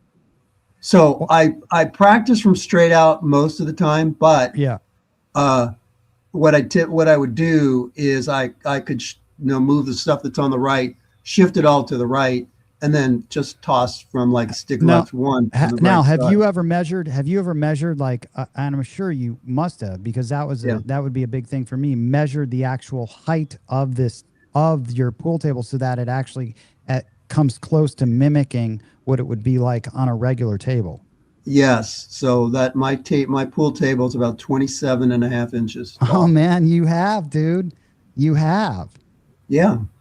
That is interesting. I didn't know that the pool table is actually like pretty much the same height as a craps table. It's pretty close. Yeah, it's pretty close. Yeah, it's super close. It's right in that 20, 25, 26. I was obsessed with it to get like a certain height, and all the tables in Vegas are slightly different. Yeah, yeah, I've seen that. I've seen some tables I'll walk up to and I can't, I'll spot and I'll, let's say, Yeah. like to use the E and pass line to line Yeah. up for Yeah. my stick Yeah. left one shot. And Yeah. some tables I can reach it, some tables I can't. So It's like- Tusim, did you build this? Your back wall? Yes. I Built that. love it, dude. You built everything on this. That's Not almost awesome. everything. Almost Okay. everything. All right. So you got the back wall. That's great. Now yeah, now that's nice. what there was a choice I had to make for Tell me. the diamonds, right? It was a seven Yeah. pyramid list. Uh-huh. But the felt, right? So Yeah. I had originally started with some cheesecloth and a layer of felt and then another layer of felt. Yeah. And that was what I used, right? And I could take it Yeah. apart and I could change that. Yeah. But I recently wore out all the felt and I had to get a new one. So I switched now to the neoprene. So that's black neoprene on top of Yeah. felt on top of cheesecloth. Nice, And- man. And so what is this distance from here to from the wall? There How to many there? inches? About 2.5 feet. Oh, wow. So this is It's a good distance. So Yeah. because it's a what lot bigger what I in was person. what I wanted to do was to make sure, when you throw the dice, you Yeah. hit the back wall, and you want to stay relatively Yeah. close to the where you hit the pyramids. What is Right, this so- little dot? Oh, well, that's a Ed Robinson special right there. Oh, nice. When I- You got the Ed Robinson. Is that a little Yes. picture of his face that you can No, when I was at the Casino Tiers experience, Ed was doing his dice training and he said he just gave me a pro tip, and we talked about how do you what you use to spot on the back wall to get up Yeah. close to the back wall. So instead of looking at your landing spot, especially the further out you get, you tend to roll short. Yep. So the idea was to look longer to get closer from longer distance. That's So- interesting. So, dude, have you found in Vegas or another table that is a close approximation to what you get at your practice rig? Because that's an ideal scenario to actually find a table that's like this. Yes, I have. Which one? What would it be? It's at the I- Palms. Oh, nice, dude. Palms. Palms. So the one that table that we did the night of the Palm Slayer. Dude, That- that's table number 304 in the That's- back. It's my favorite that's table the there too, one. dude. It is a hard 10 table. It is awesome. It's Yeah. awesome. Dude, by the way, a little shout out to Advantage Player Workshop. Gracing us with his presence. I love that, man. He's awesome. He's awesome. ATS Hunter. Great. All right. So listen, two seam. Yeah. This is so with that table, is there any other table though besides Palms that's like this? Well, I can think of more tables that aren't. Yeah. The one I like the best, I find the Planet Hollywood a little bouncy. I found maybe there's one at the Paris way in the back, past the cashier. Not with Yeah. Yeah. Yeah. that one's yeah. not too bad, right? Yeah. I don't Yeah. know what number that is. You might know. Did you make a let's continue the tour. Now did you Yeah. okay, so I'm just assuming you made this. You made No, this. no, that I bought actually. You're I've kidding got me. that You on, actually bought something? Yeah, I bought that one. I tried to think about how to make it, and it was only like It seems like 35 you bucks. would It have was made like, this. Yeah. I was thinking about doing it, but it was like, for 35 bucks, you can't beat that. So I just decided to get it. It's exactly what I needed. And these. So I'm assuming is this your ATS right here?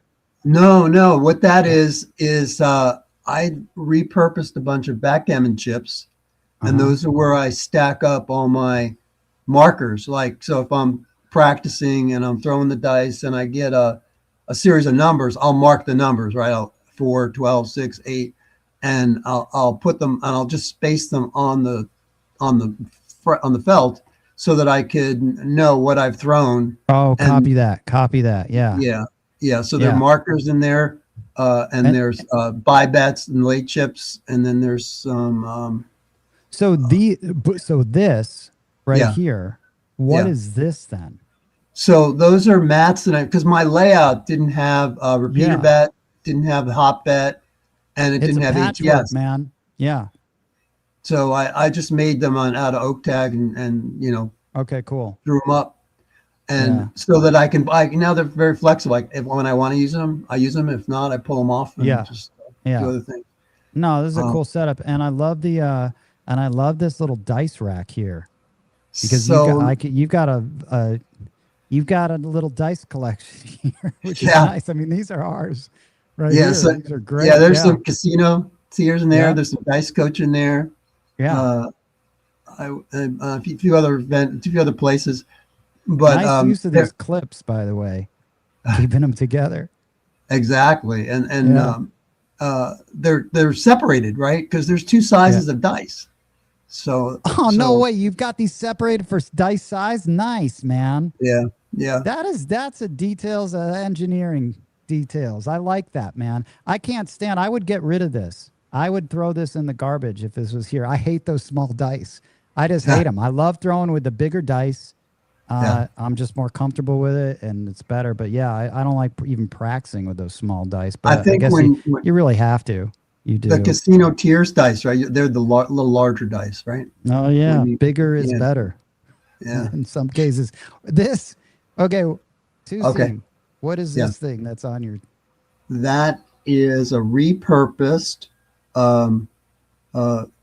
wrist guard. Oh, and nice. When I was like when you rollerblade or something. Yeah. And I was having had a chance to talk to Bo, and we were talking about flaws on a toss, right? And the things that you could do wrong, like roll the wrist or go off track, so that when you see the dice and how they react to the wall, well, how do you make the correction?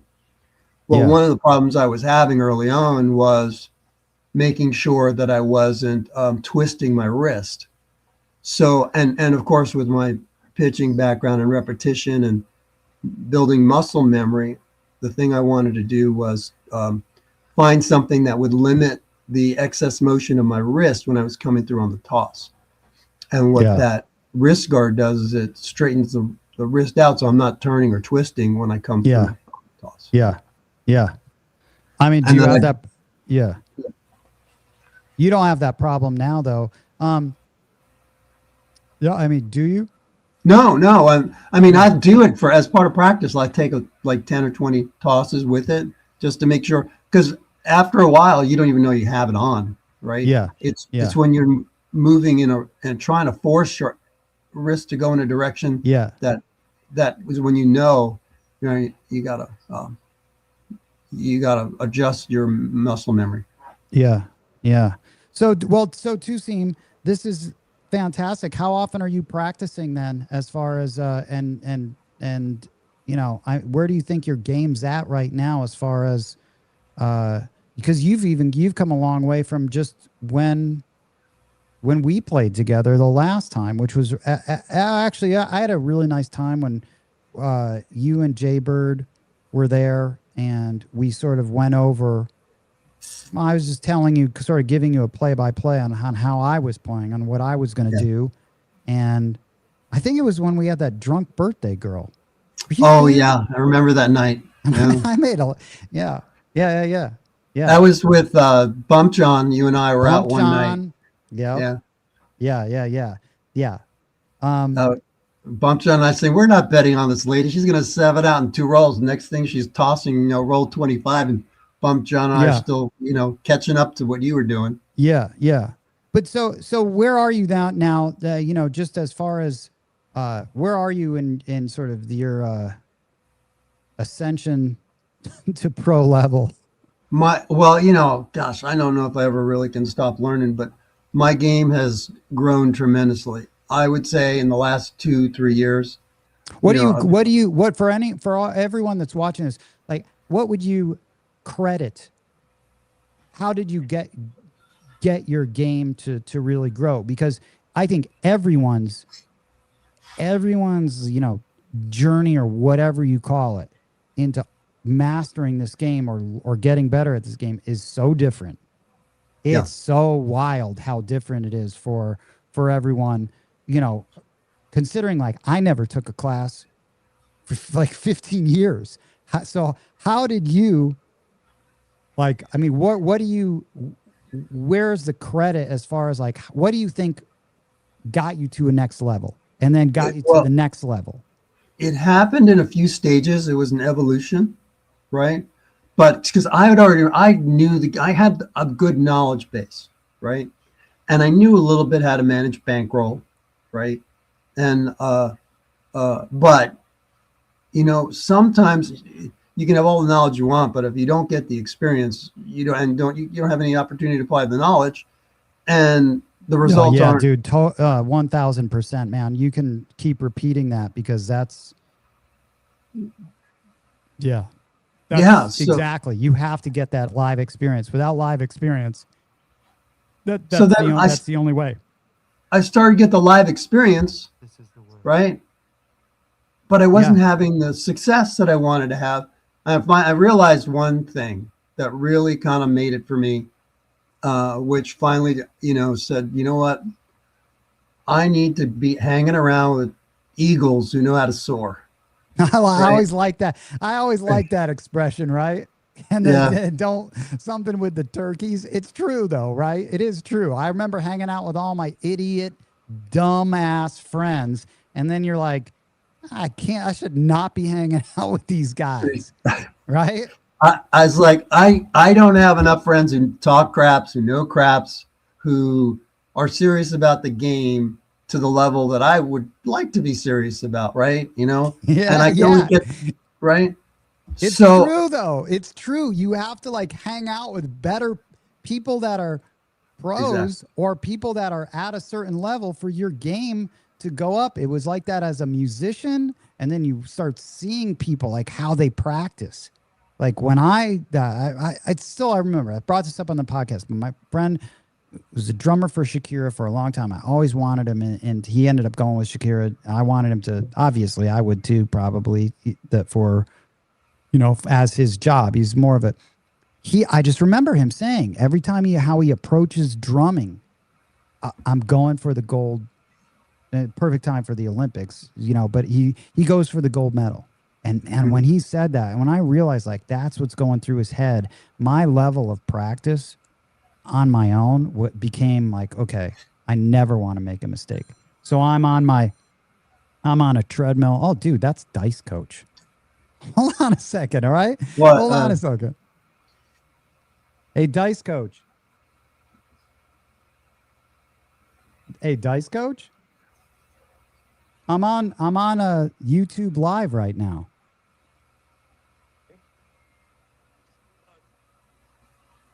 Ed's quitting after October 1st or something?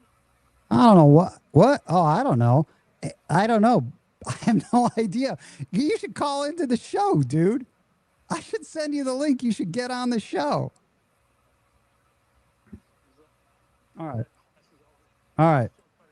Well, listen, we were just saying a lot of nice things about you. Two-Seam is on the show right now, and I'm taking a call. And everyone loves you.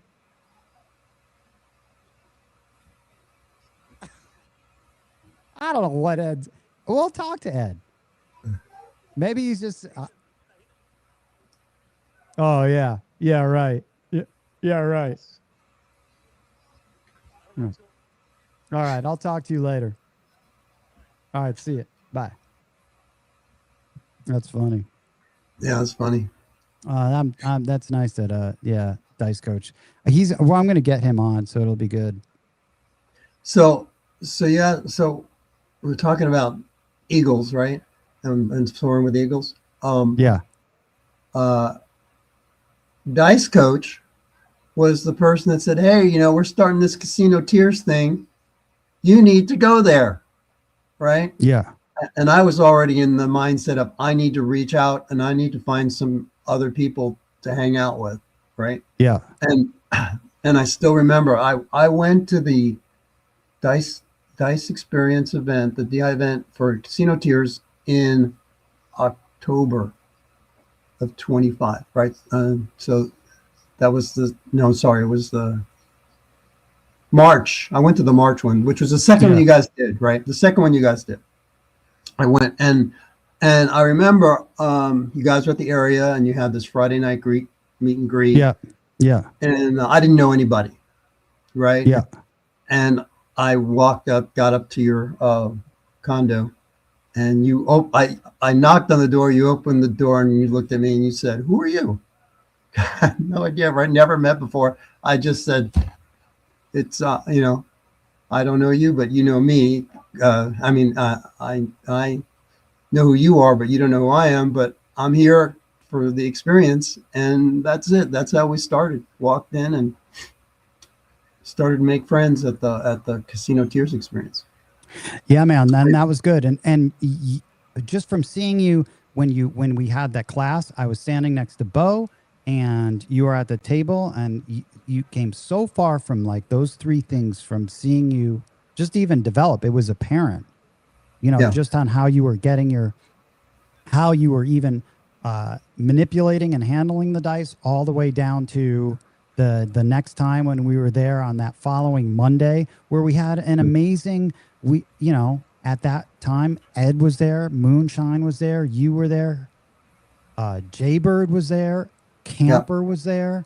And that was like, that was a great experience to be at a table like that. That's hot, where everyone's winning. It will change you. It sort of gives you that like this is possible, and you can make a lot of money. Just hanging out with those guys, talking to them, talking about things I couldn't talk with anybody else. Right? There were personal things. There were stories. I was realizing, hey, I wasn't by myself. That there were a lot of people going through the same stuff, and they all had different ways of solving the same problem. And it just raised my confidence and gave me an avenue to grow my game the way I learned how to grow, right?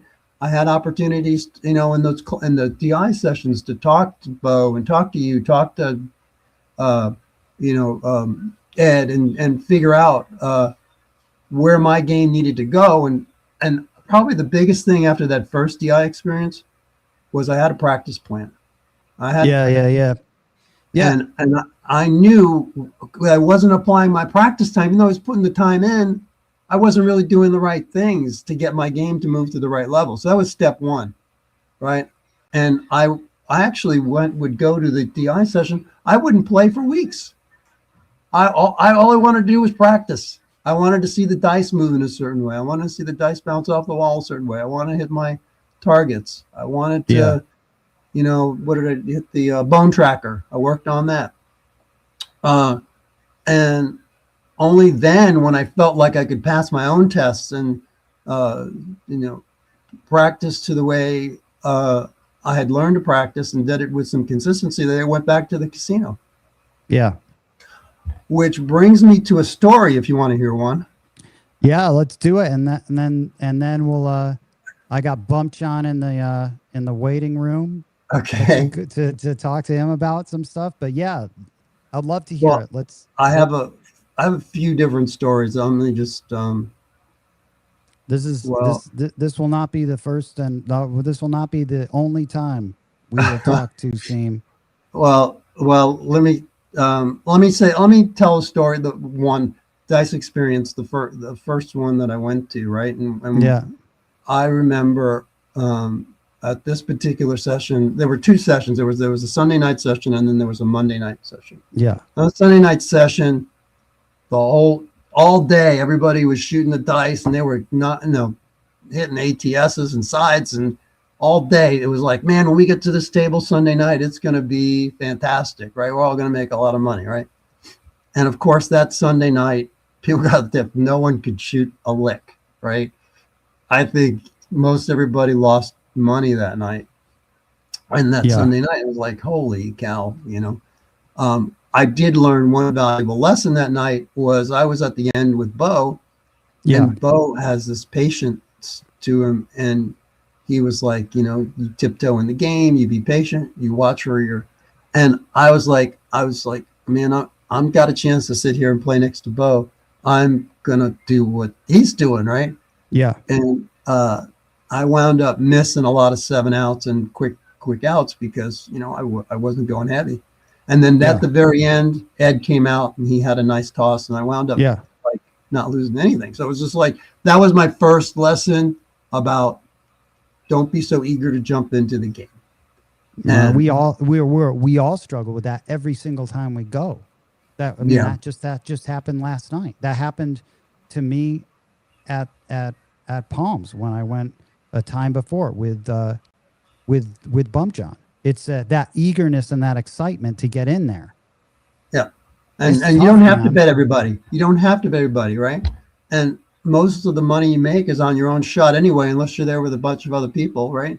Yeah. So I'll bet myself, and I'll bet people that I know, and I'll play different when I'm, you know, there's a random or that just comes with experience, and exactly. also like a patience and a calmness to the game. But it's even for the best of us. I mean, my probably biggest weakness is going in. I get just too stoked, too excited, and you know, I have always consistently done the best when I bet on myself, bet big on myself, and it's when I've just started, you know, betting too quickly, too early on people that I probably shouldn't be betting on, that you just want to believe in. I find that I definitely am more, I am less reactive in the game. Yeah. Right. And I'm more thoughtful about when I want to bet, why I want to bet, who I'm going to bet on. Yeah. Where I am with my bankroll, because because I've done it now with enough experience. Yeah. Right. That the moments aren't too big. Right. And yeah. And so that is a big change in my game. And I saw that. And I when I was playing with Ed and I was playing with you and playing with Bo, you see it in action. You see them working, and you see, you know, and the practice and the follow through, and it's what helped me change my game. Yeah, that's good. It's come a long way, man. Yeah, I would just say one of the most memorable nights, and maybe we can finish here if you'd like. Most memorable nights was the next night. And you actually talked about an episode. It's called the Palm Slayer episode that you had run. Oh yeah, that was So I was there. 304, yeah, table 304. I was there. It was all random. It all happened. You know, I happened to be at the Palms, right? The dice experience was over. I was just there hanging out, and I was sitting up at the straight out. I was shooting straight out from stick right, and next thing I know, you show up, and there's Ed there, and Camper comes in, and he's on my right in the turn, and Jaybird's in there in the hook, and you're sitting at stick right one, Ed's over on stick left one, and we start playing. So great, that's cool. Let's do it again. Let's run it back. And I remember it went around the table. Ed started. It went around the table, and I don't think things were going pretty well. I got the dice. And I think I hit a side. I hit a small that night. I was throwing okay from straight out. It got to you, and you had a decent roll. And I think at that point, you maybe didn't want to shoot again. I'm not quite sure, but it went back to Ed. I didn't want to shoot again. Ed wanted me to shoot again. Ed wanted you to shoot, right? So it went around. So, but it was getting late, right? And you guys wanted to go, whatever you wanted to do. And Camper says to me, pass the dice. Real quiet. Pass the dice. So what? I just got a small the last time. I want to shoot. Pass the dice. Ton wants the dice. I was like, oh, come on. He's no, pass. So finally, after about the third or fourth time, I passed the dice. And then it went to Jaybird, it went back to you. And then, fortunately, that was the beginning of one of the most epic sauce that was awesome. it was ever seen. That was exciting. That was super exciting. And Oh and my! another I great saw you example. in the zone. You were in the freaking In the zone. bone zone. Oh my goodness! And Yeah. Yeah. and I was there to experience it. You know, front and center, right? Yep. What you Jaybird and then did. Camper. I remember Camper said he's like, that's the most I've ever had on a bet.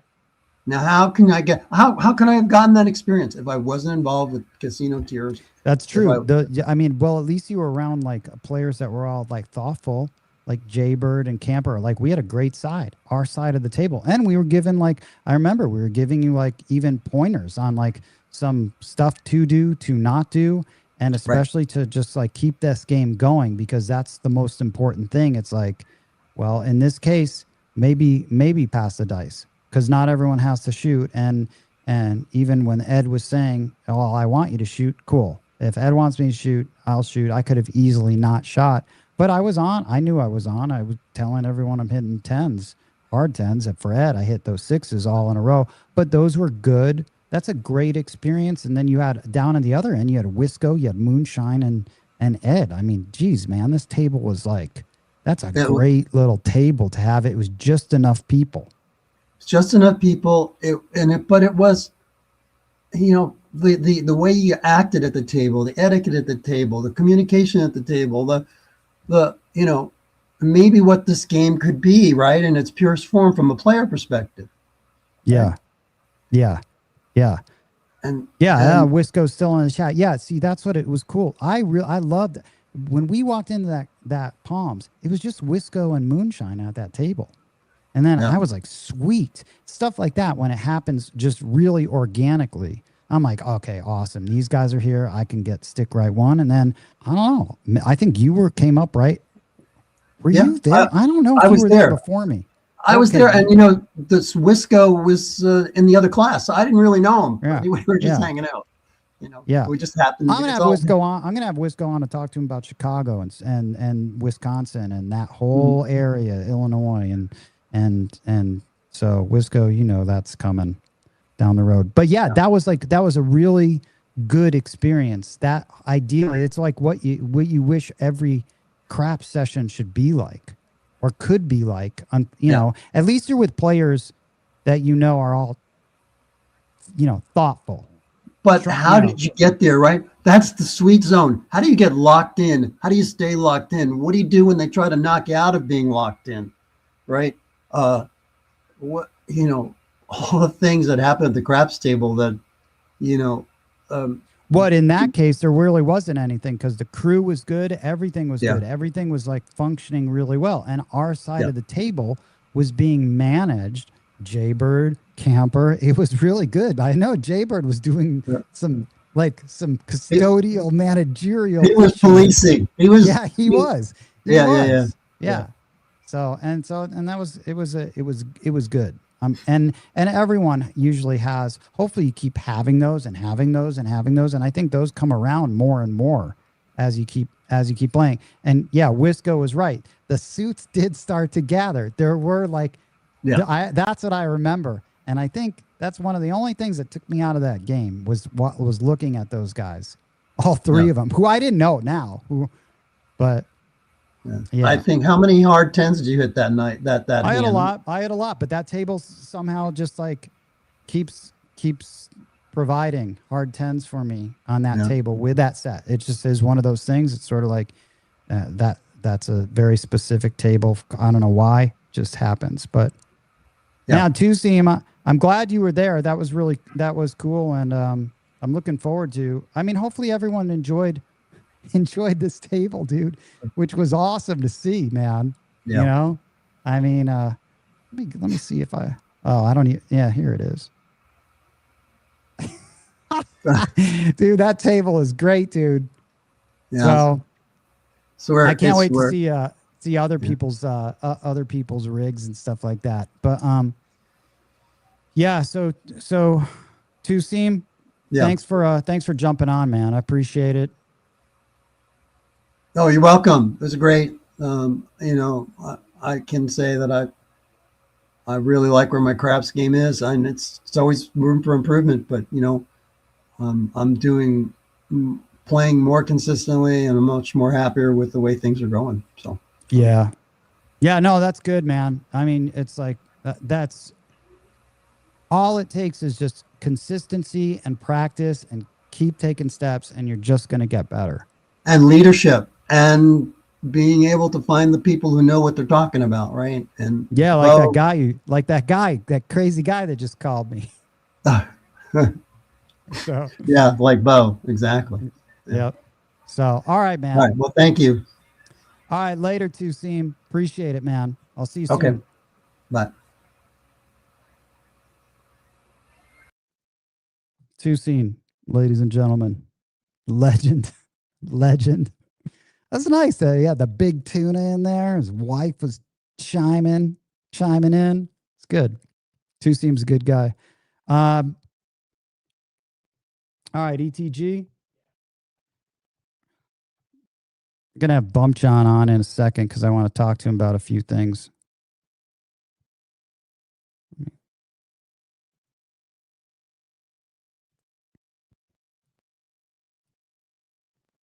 Little live look at Vegas right now.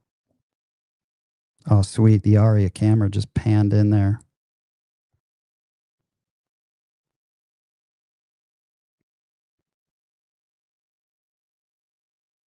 And a little rainy, cold night tonight.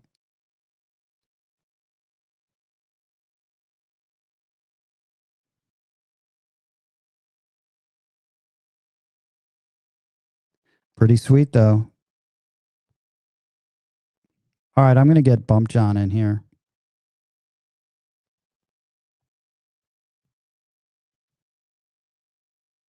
I agree. ETG, let's run with this Bump John thing right now.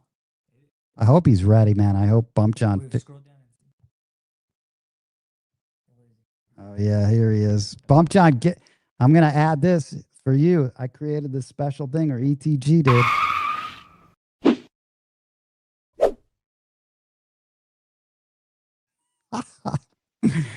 Oh, my God. Bump John. Bump John. How's it going? Dude. Everyone, this is my craps playing partner here. Number one in the crew here. Bump John, I don't tell you enough that how thankful I am that that you took that first experience, because you and I go play. You're just like everyone needs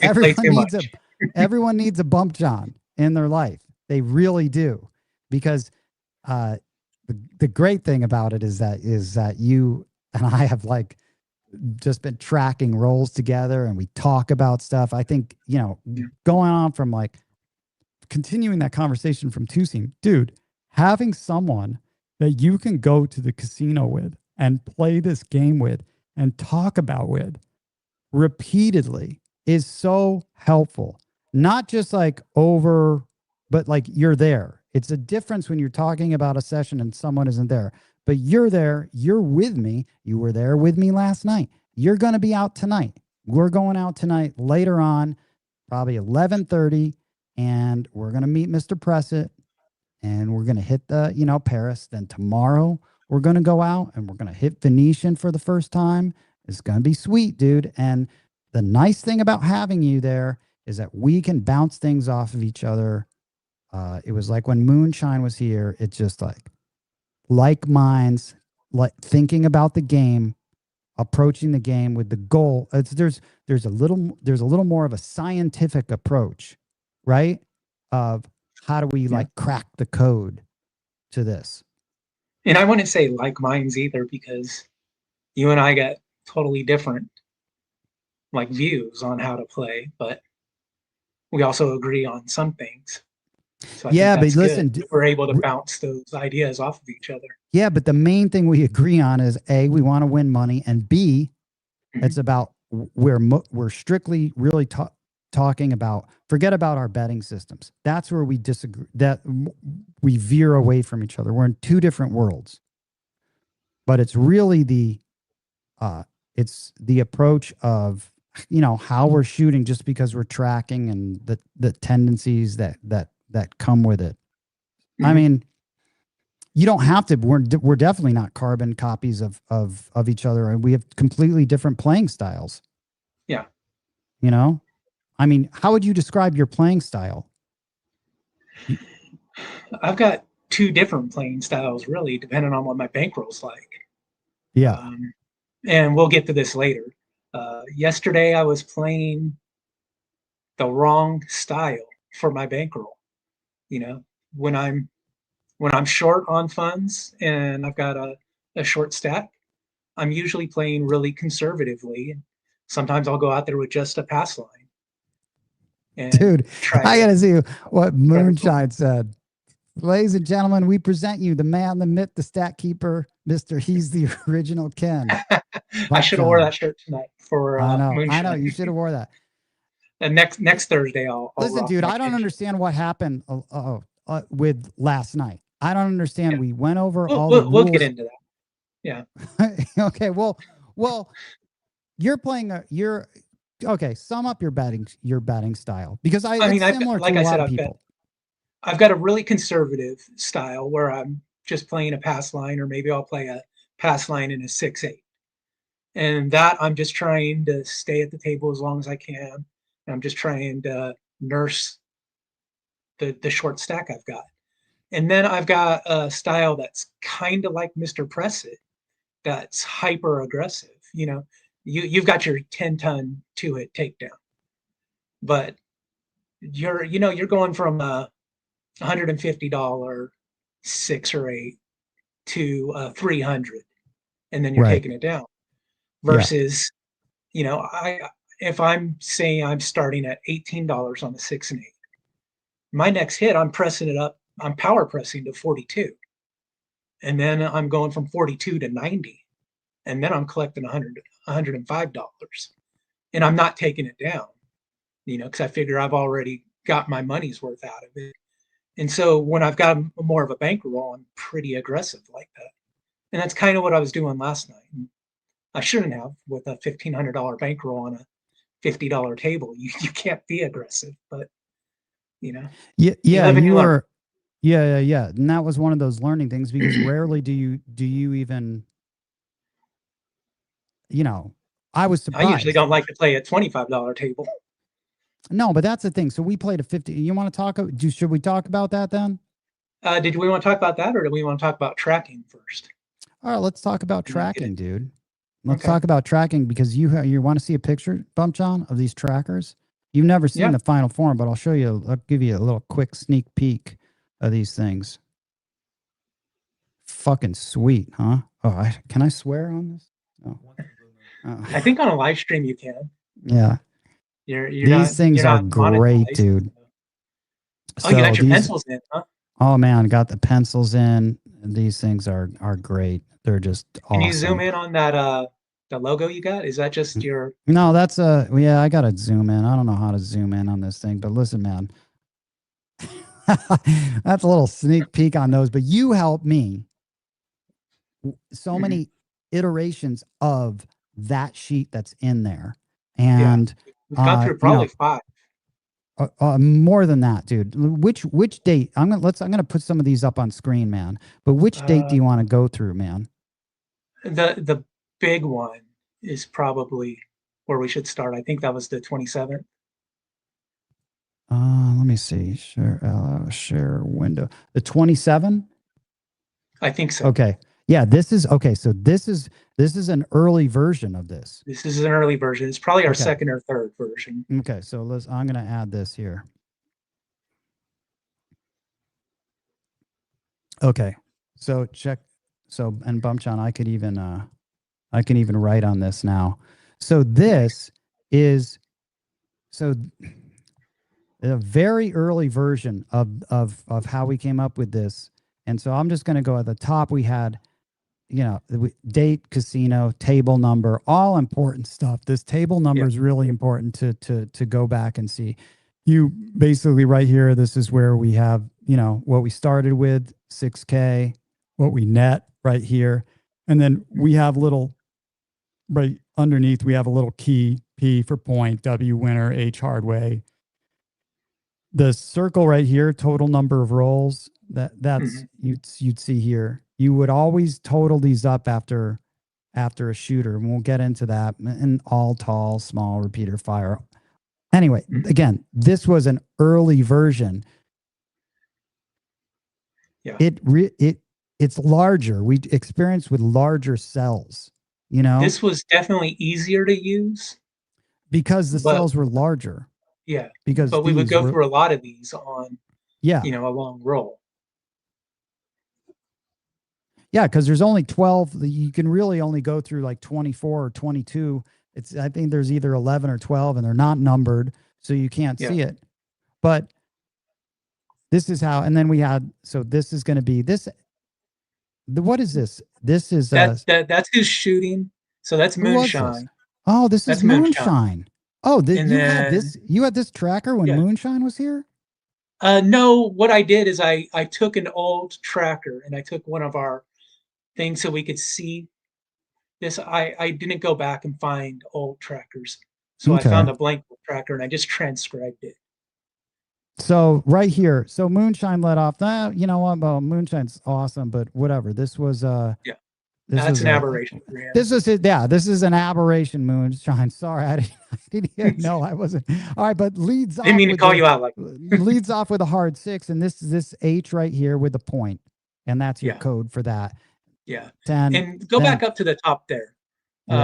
So that's Moonshine. Yeah. And then usually next I'll put either stick the position or the set. I usually do the set and then the position. Yeah, but, and this was a 2-1-1-3. Right. Yes. Stick right too. I remember this night now. I remember this night. This is not pre-planned anyway. I don't know. He just sent me these. Then I shot stick right 1. And again, because this set was something that was a set that I don't normally shoot with, but decided with. I even said go easy. This was the 4-2-2-4. So you know, this is way easier to read, not crowded. I wish we had put numbers down the side right here. But, you know, either way, it was a crap 7 winner. So that's what this W for. And then our first point right here, 6. And then when you going down, well, you made the 6 right here. And that's why you put a square on it. Yeah. You know, this square. And it was hard. So that's why this H is here. Another crap. Man, this is a good roll. I like this roll already. 9 is the point right here. That's P. And then a couple rolls later. I don't know why you have the 6 here. Maybe it was at another. Yeah, maybe the point was 9. I don't know why 6. Point was 9 anyway. Then, point made right here. So anyway, it's really nice. What's nice about this, and I've seen some other guys track, is having both die here is so important for tracking. I mean, the only thing that could really make this better is if you actually knew what left and right die were. I mean, I do for your shots most of the time. I'm able to track most of your shots. Every once in a while, they'll hit like together and they'll explode, and it's hard to track them. But for the most part, I know left and right on your shot. My shot, I'm not as good at tracking. Yeah. So, and this is an aside, but when I was saying like you pay attention and you review and be aware, well, this is nice because what I remember is like my dominant hard way with that set was here's like, I'm going to a hard 6. Guess what? Here's another hard 6. You don't see any other hard ways. So I'm obviously going to be betting on that hard 6, right? That's going to determine how I'm betting, right? What else do you see? Obviously you see another 6, another 6. Just in this, you're seeing 4 6s, but look at what else you see. The other dominant numbers, 9, 9, 9, 9, 9. I actually think this might be the night where we decided to go heavy on the 10. No, this was not that night. This wasn't that night. No, this was not that night because it was a 4-2-4-2 set, dude. So 6s and 9s were really the numbers. Yeah. I mean, that's just a nice distribution. I can't believe I didn't make them all with clearing out the 3, the 12, the 11. Man, I should have hit them all. I didn't. Right? You know, you might have, because I Here's the only tall. No, dude, I here's the only T. transcribed. Here's Yeah. the T for the tall. So right there, the tall was hit, and then obviously 3, 4, 5, 6. I'm obviously missing the aces. That's one of the times when I couldn't roll aces over 100 rolls. Well, you could have But- on the next page, is what I'm saying. Yeah. So I can't remember exactly if you hit it that night or not. so let's go to so Bump John, let's go to I'm gonna go to the next I'm gonna go to the I'm gonna add a 29, I think is. you want to go to 29 to our next It's the one with the numbers on it. So. yeah. No, so this is so for everyone in chat, this is the next. This is our next version. Okay. It looks a little better, but it's got when we've steered away from this, and I think who was helpful with this is G-Dub, because I think G-Dub sent me something or showed me, and I asked him about this, where he had the numbers listed with point and point made. Problem is that you and I, in theory, kind of like it, but it's a little too tight and too crowded having those in there. So yeah, especially if you hit a point and you hit a hard way, it's it's hard these to right here, like let me get like right here, this whole point and point made, we found those not really efficient or useful, but having the numbers listed is helpful. That was very helpful. Yeah, that's cool to help to add it on there. So we've gotten rid of that. These are obviously smaller cells, and here you could see, still got the important stuff with some notes, a key here, stick position, buy-in, win-loss. So this buy-in 5K, what's this? That was my buy-in. I only had $125. Oh, I like it. That's how you do it with two people. So buying 5, Yeah. I bought in 5K, you bought in 125. Mhm. I won 37, you broke And I broke even. Okay. Yeah. And then that was the night I was just doing the pass line. yeah. And so this was stick right one. If you could see this name of the shooter, we have left, right, total, and key. So set 5665 right here. And hopefully I can zoom in. Hopefully everyone can see that. But yeah, like I start out, what's that? 2 roller. Man, it has an epic roll, Bump John, a 2 roller. Pure perfection right there. Point is 10 PSO. So, and that's why this is circled here. That number is 2. And then we go into you right here. And with your initial here and your set and your stick position, stick left 1, 1, 5, 5, 6 is what you were shooting. Yeah. Dude, you had a nice. And so you ripped off 9. Mm-hmm. Yep. Hard way. Hard. Yep. Nice, man. Hard 10. Hard 8 right here. Yeah. And obviously, dude, I don't like these either. I don't like with the points and the points made. I don't like those. If we went to 2 columns on this format, like the size of that first one, it probably would be better. But then we run into the same issue we had with that first one, with just not enough. Yeah. And I'm going to answer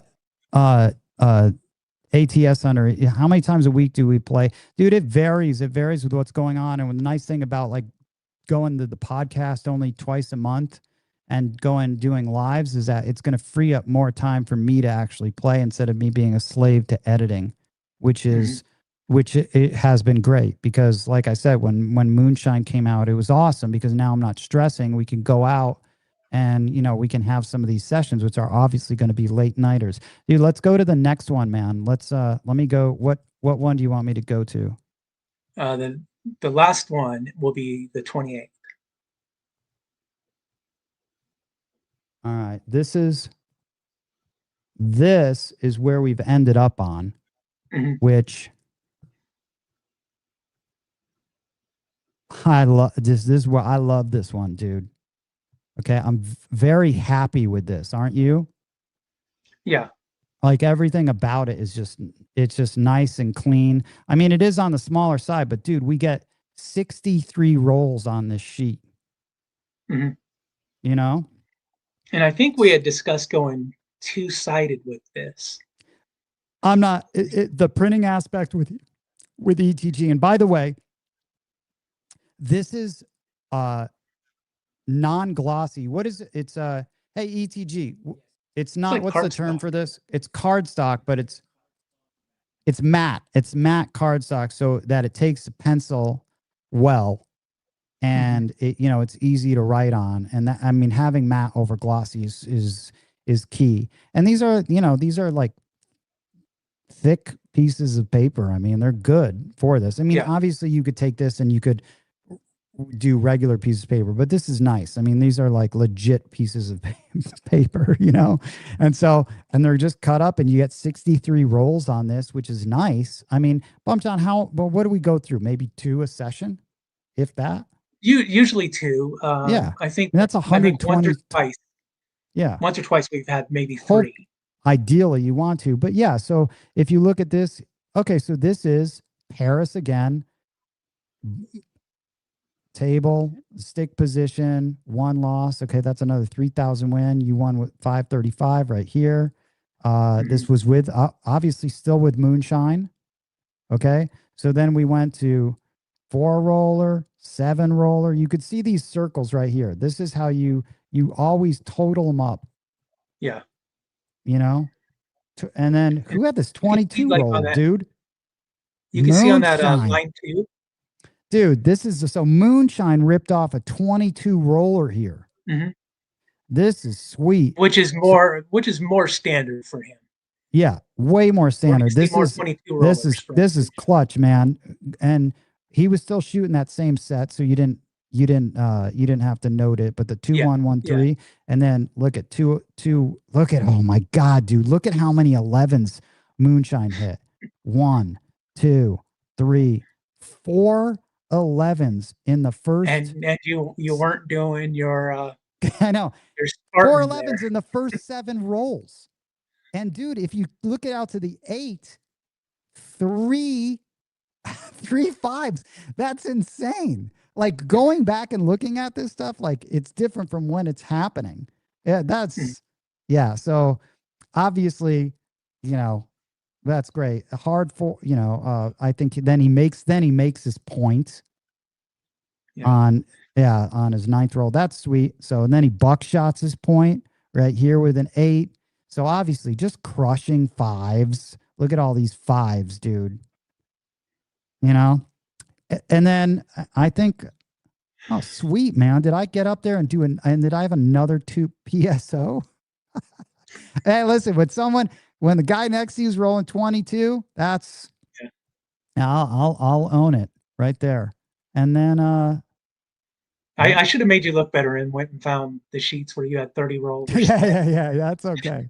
That's okay. But that's awesome, man. And then so this is what we've settled on, Bump John. And I do like this. I'm pretty happy with this. It's got some notes. It's got everything that you'd want. You can add in your keys in here. Obviously, the squares are going to be for your point made. All right. You have the squares. Squares are point made.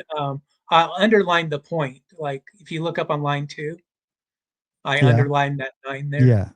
Yeah. So there's going to be variations on this, but I mean the squares are always going to be point made, and then you circle the total at the end. And having numbers here makes it easy to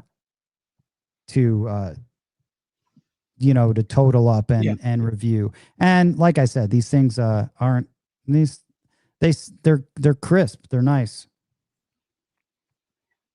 So that's what we got going, man. I love these trackers, Bump John. I really do. And I like them, and it allows us to see like what we're rolling so we know what to bet on. I don't know if you talked about it. I didn't watch last week's live stream. Did you talk about that session where we decided to go heavy on the 10? I don't know yeah, I did. And that's based off of our, very rudimentary analysis of what's happening during a roll. And that's why going out with someone that's doing this, or hopefully your memory, because I'll have a rough idea. That's just how my brain is wired now. I can almost tell you, like I was saying, I told you last night, this is what he rolled. Boom, boom, boom, boom, boom, boom, boom. And then you should all be able to do that. Again, drinking is going to be detrimental to that. Did we answer ATS Hunter's question of how often we play? I think, I mean, don't this know if week's going to be a lot. Yeah. It's usually 3 to 5 times a week we're out. But we've gone stretches where it hasn't been, depending on work. Yeah. We went almost a month without playing. Yeah. Beginning of the year. Yeah. So that stuff. So that's pretty cool. But Bump John, this is what I wanted to. This is what I want to talk about, and it's going to be one of. Yeah, dude. This about last night, dude. I already talked about it earlier when you weren't on. Yeah. Okay. Bump John, Justice, Original Ferret, and Mr. Pressett. We were all at a table last night, man. And you forgot your tracker. So I forgot my tracker. It was a shit show from the start. Yeah, I'm gonna let me see. Sure. Check this out.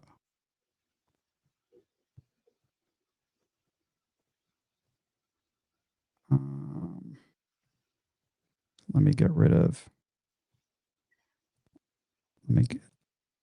All right, this is what we got. So this is for everyone that's still here. This is what happened when you got in the car and you were like, I forgot the book.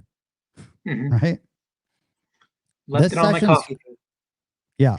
So this session's pretty important though. So you ended up getting some paper, and this is what your tracking looks like on a regular sheet of paper that you got from Michael LaFleur. All right. Yeah. So there's a lot of key takeaways on this that I think's important. This is how I look at some points that you can get from what we did last night.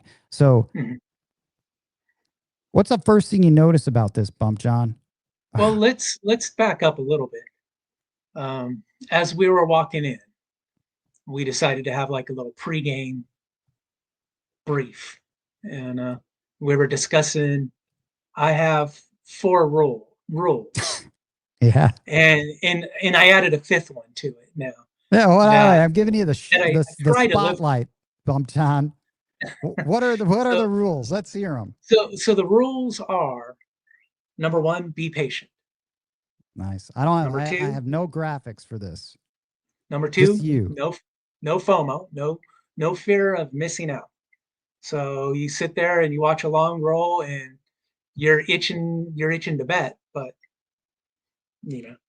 because you don't want to miss out on a long roll. So you want to bet on every shooter, but that's when you get in trouble. Be satisfied. You get up, you decide what your win goal is, and you hit your win goal, you leave instead of going, well, I made $1,000 on my first roll. What if I stuck around a little longer and I made $2,000? So if you're patient, or if you're satisfied, walk away. Yeah, Bump John, you're one of the more disciplined players that I've played with in general. So last night was an anomaly for you for basically breaking all those rules, and I broke every rule. Well, not satisfied. I didn't break a single rule last night, which is rare.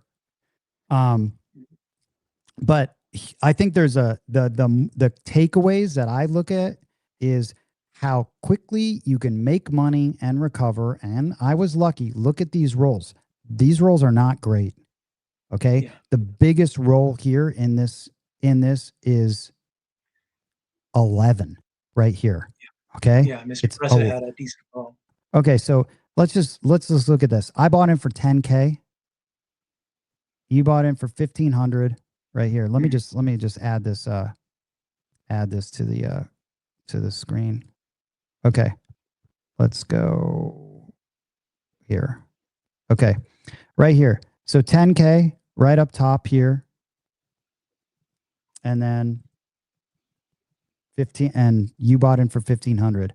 I left up 1,000. You left in the 1,000. hole 1,220. Normally that doesn't happen like that. You never lose that big. You don't. Rarely lose that big. Rarely. But look at this is a typical session, man. Look at these rolls. 6, 2, 2. Okay. 11, the biggest roll. Here's my great roll. 3. Well, let's right? go back. Let's go back to that first roll by Justice. This is the first roll I broke. This Justice is had no, this is Mr. Pressett. no, the roll underneath it, that PSO right there. Oh, by right Justice. here. Yep. Yeah, he had a great roll. The roll Epic. before that, Epic. and he had a roll, and he had a roll before that. You know, when we first got there, he was in the middle of a roll. Justice was destroying this table, man. He Yeah. was destroying before we got there. We were not betting on him. So, you know, His I'm shot up looks so cool, dude. Bump John, his shot looks so cool, man. He was stick left like 1.5, 2, and he would stare down. He's really tall. He would get up over it, and he would looking just over like his glasses. and then he would, and he had some, but man, he had some wicked spin on it, which surprised me. He had a great roll. He had a landing zone that was, you know, maybe a foot away from the wall. Yeah. But it was working, you know. Yeah, man. You just don't question it. The guy was in the zone. He was a sniper. Yeah, he was, man. He was really in the zone. So this, and of course, what would everyone say? It's why I didn't want to. It's why I didn't want to shoot. The dice were coming to me. I think after Justice's big roll, like 3 people passed. There was that don't player passed. Yeah, but they passed it, and I didn't want it. I'm like, good luck following this up. This was an epic roll, and so you did. I mean, and of course, like, you know, he had an epic roll, and then you had I think you PSO'd, right? Yeah. But anyway, if we continue down, dude, how are you going to you can't make money on this, especially, I mean, this is a classic lesson in what Bo would say as far as, you know, weight one. Well, I would say this is where I started breaking my rules. Right here. You know, Justice had that long roll before. He had 2 long rolls before. So he goes in there, has, you know, he sets the point on 9. So I go out 220 inside. I might have gone 320 across, you know? Yeah. Because I had the FOMO. I didn't want to miss out on his epic roll. So I was going to make a shit ton of money. Yeah. And then he PSOs. And then there was a player who I wasn't recording the rolls, who was that catfish guy. Yep. He went on an epic roll between Justice and I. Yeah, and I didn't bet on him. I bet he went on that him one. Yeah, he hit the all, and you didn't bet on it. I ended up one time because I hated him. I just didn't like. After he hit the all, I went out there and got a $60 6 and 8, or maybe a $90 6 and 8. And lost money. Bump John, do you know when he needed the tall and I wasn't on the tall, and I'm going, oh my God, the one time I don't bet the ATS because I'm feeling like just because I didn't like how he was throwing the dice, and he had a short roll the first time. So I'm like, you know what? I'm not going to bet. And I always say, why not take a flyer? Take a flyer, and that could be it. If I had just taken that $75 flyer, dude, I would have been done. Mr. Pressett, different story. Yeah. Mr. Pressett made like $4 or $5 grand on it, and I could have easily made that. But I was just like, I was too in my feelings or something that I didn't like him. My mistake. So then all of a sudden I'm like, he bought it mid roll. Yeah, because I didn't like him. Because at he least bought the point was off. He bought in like in the middle of Justice's big roll. Yeah, so I didn't like him. And then of course I don't bet on because I should have just taken the flyer. That's what I mean with the ATS is sometimes it's worth the raffle ticket on if I'm playing a low limit, $30, and then I can just let it ride, and then I could have a drink, you know, I can just drink and talk, whatever. $30. And this is a classic example. The only time I didn't play the ATS last night on this roll, and you know, I regret it deeply, because that was like found $5,000, you know, that could have been there. Instead clears the small, and then I'm looking at or he's going to make, I think he just needs to make the 10 for all of them. I've got the original ferret laying it. I complimented him on the lay, by the way, because it was a smart lay. He laid it with all the money that he had left. I think he had like $800 off. Dude, I don't think you realize, like, I loaded up. I mean, I put $400 on that 10. I thought I put 500. I'm like, this guy is going to hit it. Yeah. So I'm like, so I put, and I'm like, I'm not going to sit here and not get anything from this. This guy's going to hit the 10, right? You could just feel it. So I put 400. I thought I put 500, but it was 400 on the 10. And then I put, like, I don't know, $100 at least on the hard 10, going, okay, I won't feel as bad when he makes all of them. At least I'll get something. I didn't lay it. I'm like, I'm going for it. And he hit it. So that was 800 plus whatever I had on it. So it was a little consolation prize, but I screwed up royally by letting my, by letting me, I'll show him, I won't bet on him. Stupid. It was like easy to invest at $75 on him. And because I was doing it with everyone else.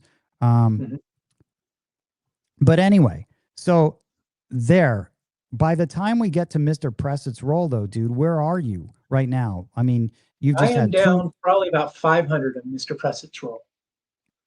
Okay, Mr. Pressett, though, then comes out with an 11, which was, I mean, that might as well have been, an 80 roller at that point, given what we were doing. Yeah, and I made a fair amount of money, but this is where I decided to add rule number 5. And Bo talks about this all the time, and we've talked about it. And I ignored my gut. Right after that 3, the second to the last roll there, I had probably $600 out. You mean my roll? No, Mr. Pressett's roll. Yep. He rolled a 3, and my gut told me to turn off my bets. And Jonathan, right here, the dealer, Jonathan, the dealer, even looked directly at me. I guess he could see that I was thinking. Yeah. And I didn't want to say anything because Mr. Pressett already had the dice. And so I didn't want to screw him up. Yeah. And so I didn't turn off my bets, and I should have. I would have had an extra $600 right there. Yeah, I mean, these are, what could have been. I mean, sometimes you got to go with your gut, right? Yeah. And you didn't. And sometimes, you're just praying for that. Yeah. See, I just ripped right through that. But this is what I brought up with John. And this is what I meant by paying attention, and why I think that is so important. It's so important. It's so important. Mr. Pressett always throws hard 6s and bump. John, I went over to you and I said, yeah, you told me. I told you, right? It's none of this stuff I make up. Look at this, dude. Mr. Pressett's roll right here. Let's take a look at this. See this? He has a 6 roller. His only hard way is a 6. But keep in mind, he was doing this the last session too. Whatever his set is, he throws. Yeah, he's throwing across 6. Yeah, he throws. Oh, it looks like I have up there 6-2, 6-3. 6-2, 6-2. He throws hard 6s. So I'm in the whole 1500 right now. I only bet $50 on the 9, 50 on the 10, 300 on the 6, and then a 300 hard 6. And he bangs out on his 4th roll. This roll was the money shot roll for me. But I was expecting that. I really was expecting it. It's not like I jumped up and down. And I mean, so 300 hard 6, right? $2,700. I've got 350 coming to me on the place bet. That's $3,000. This one roll changed my entire session. And I still credit it to paying attention because I had the luxury of seeing him shoot so many times and the time before and knowing that that's his dominant hard way. I believe in that stuff, whether or not other people do. It's why I'm not out there betting hard sixes on myself, right, Bump John? Right. You know from tracking, But you're gonna hop the hard 10 on the come out. Yeah. And I can't tell you how many times I've seen you do it, and the dealers are always amazed. But in chat, listen to this. After he hit this, so now I'm positive. I'm up like $1,700. I know, and I already talked about this to John. I'm locking up $1,000. I'm leaving profitable, and now I'm betting 700. But all of like on this point, after he made his point of 5, I had my hard 6 was now up to 500, and my 6 place bet was up to 450, right? So I was hopping the hard 6. I think I was hopping it for like $50, just so I wouldn't lose, just in case right here, if he hits a 6, right? That's the case to hop the 6 right there, because you're so loaded up. The last thing you want to do is, have your hard ways off on the come out, which it was $500, but I want to get something if he throws that, Yep.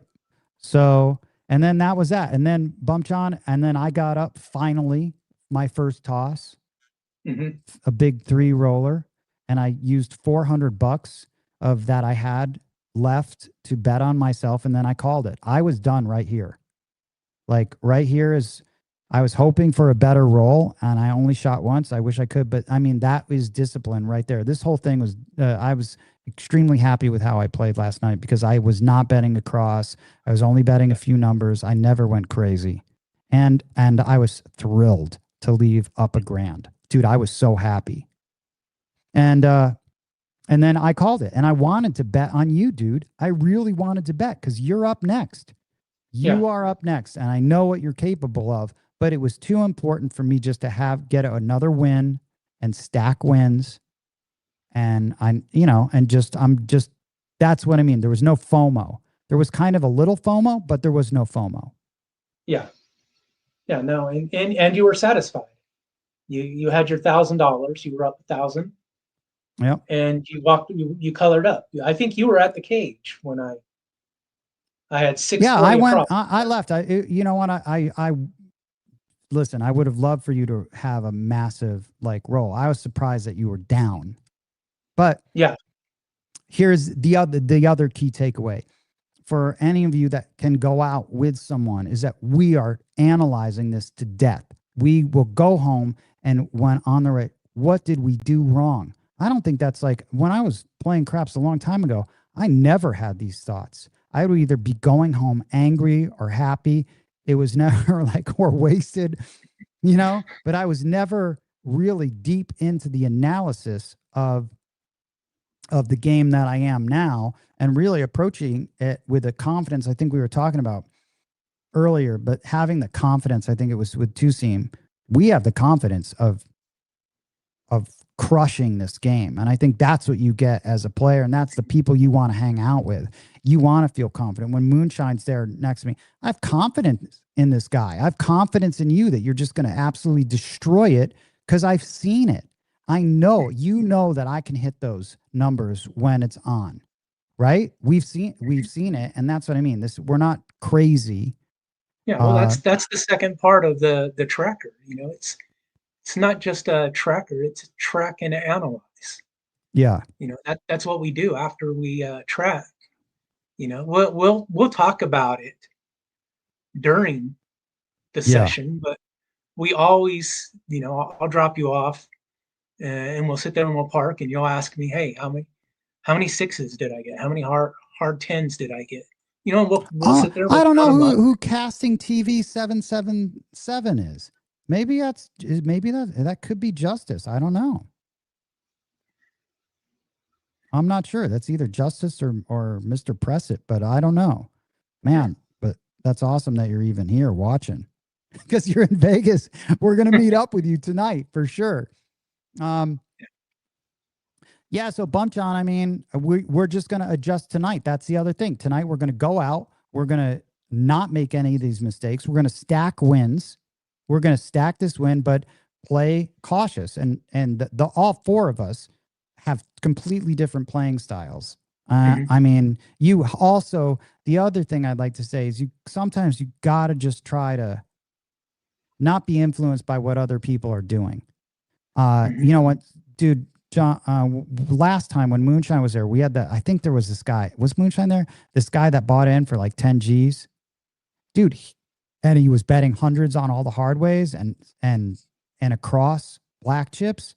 People like that almost influence me in a negative way because I'm like, holy shit, this guy could like has the potential to really like make a ton of money. I'm not doing that, but this guy lost all of it because it's such a dangerous short-term strategy that I'm always like, I'm really only betting one hard way and a couple numbers versus all of it. But that scatter shot approach, I mean, he ended up losing it all. Whereas, you know, I'm still trying to stay in the game, but I get that almost that FOMO. You know what I mean? Like, oh my God, this guy's going to make all this money, but you got to put blinders on and just play your game, play your game, play your game. Right, Bump John? Right. All right, man. You got anything else? You got anything else for us besides you are the best tracker? Everyone needs a Bump John. I should have a song. There's got to be a song like that. Everybody needs a Bump John something. I know that's a song. I'll figure it out tonight. You'll figure it out. Yeah. It's got to have a groovy This is Casting TV 777. I'm a guy out of Texas. I play Louisiana, Oklahoma. Nice, man. Nice. Yeah, that's cool. We were talking about Louisiana, man, and the fish farmers that were there. And we were talking about etouffee and how that guy that I said looked like Dick Cheney. Dick Cheney. Dude, there was a guy like, doesn't he look like Dick Cheney?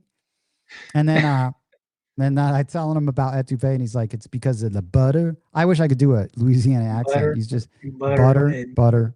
That's all he said. So, all right, dude. Bump John, man. It's 9 o'clock. Been on for a while. What do you say? Next week. I'm gonna the next time I'm on, which is next week, we're gonna have Ed.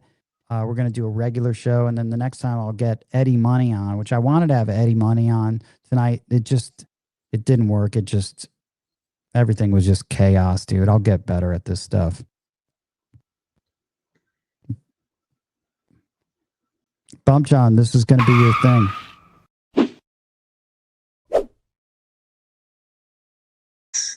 Yeah. That's Johnny Vegas.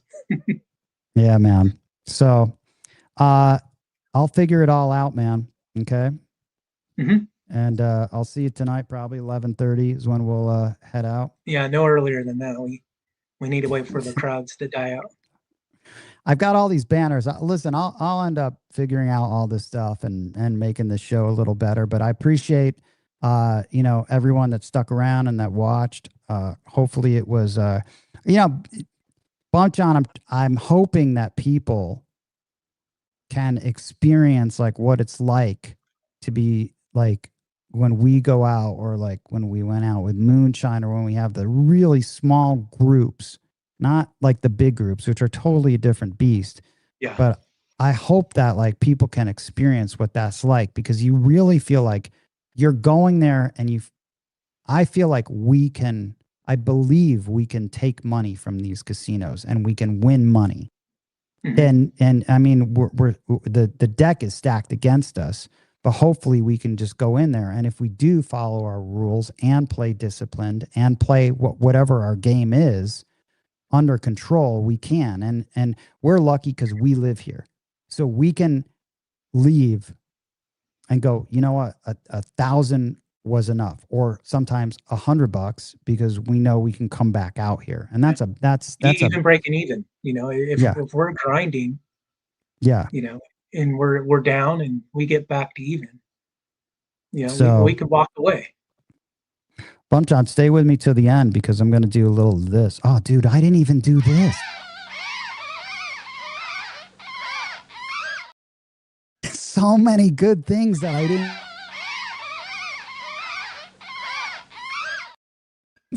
We got to make shirts for that, man. We got to make shirts. And then I do like this thing, which I'm going to do right now.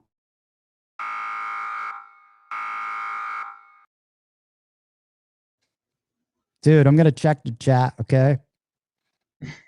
Oh, Viking Jim, James A is here, man. I can't wait for James A to come back out. You know, not a lot of people are doing the Patreon challenge. Just remember, it's a new year. I can do James A again. You know, you can always do that. You should be doing that. You would have won. And then, so yeah, Grasshopper, thank you. Yeah. Then PNW Dice, that's awesome. Yes. So we're going to keep this H2O guy. You know what? I had a great conversation with H2O in Horseshoe when we were talking about 4s and 10s. I'll always remember that. 4s and 10s, man. H2O guy. And then thanks to Two Seam, thanks to Ian. Oh, dude. Tim Sum. Dude, what a handle. I love Tim Sum's handle. And yeah, and Hoppin' Houdini.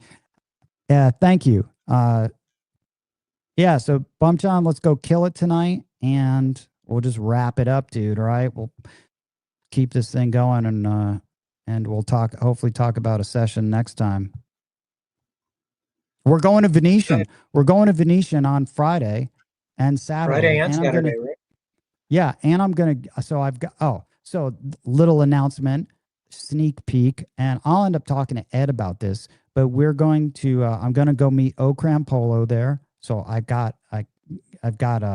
finally connected with my host that I had set everything up. So I'm gonna go there, stay there. I'm gonna do a little review of the Venetian because I haven't played there. And BRB, yep, nice, man. And so I'll be able to add in a little more as we get going, a little more content about what I'm experiencing in Vegas, because it's true. I mean, I live here, like I'm right here. There might as well be talking to other players about what's going on, and ideally having more news for players that are coming here. So that's like, I'm going to slowly, I don't know how that's going to evolve, but it'll evolve into that. You approve that? I approve of everything you do. And we have Bush. We will find Bush tonight. Okay. All right, Bump John, I'll talk to you later, dude. Thanks for everyone for hanging out. Okay. You want to see a little movie ETG made, Bump John? Anyone sticking around, check it out, dude.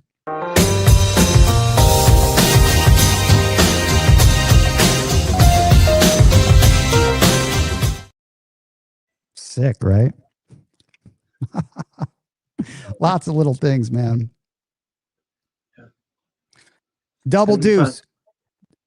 Figure out your internet so we can get you back on and talk about Seattle. But the next one up is going to be BRB. I'm going to talk about New England with BRB. Cool deal? Later, Bump John. Later. All right. ETG.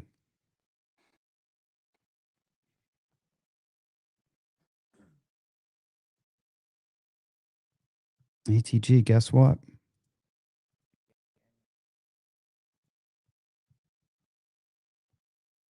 Take it easy, guys. Thanks a lot.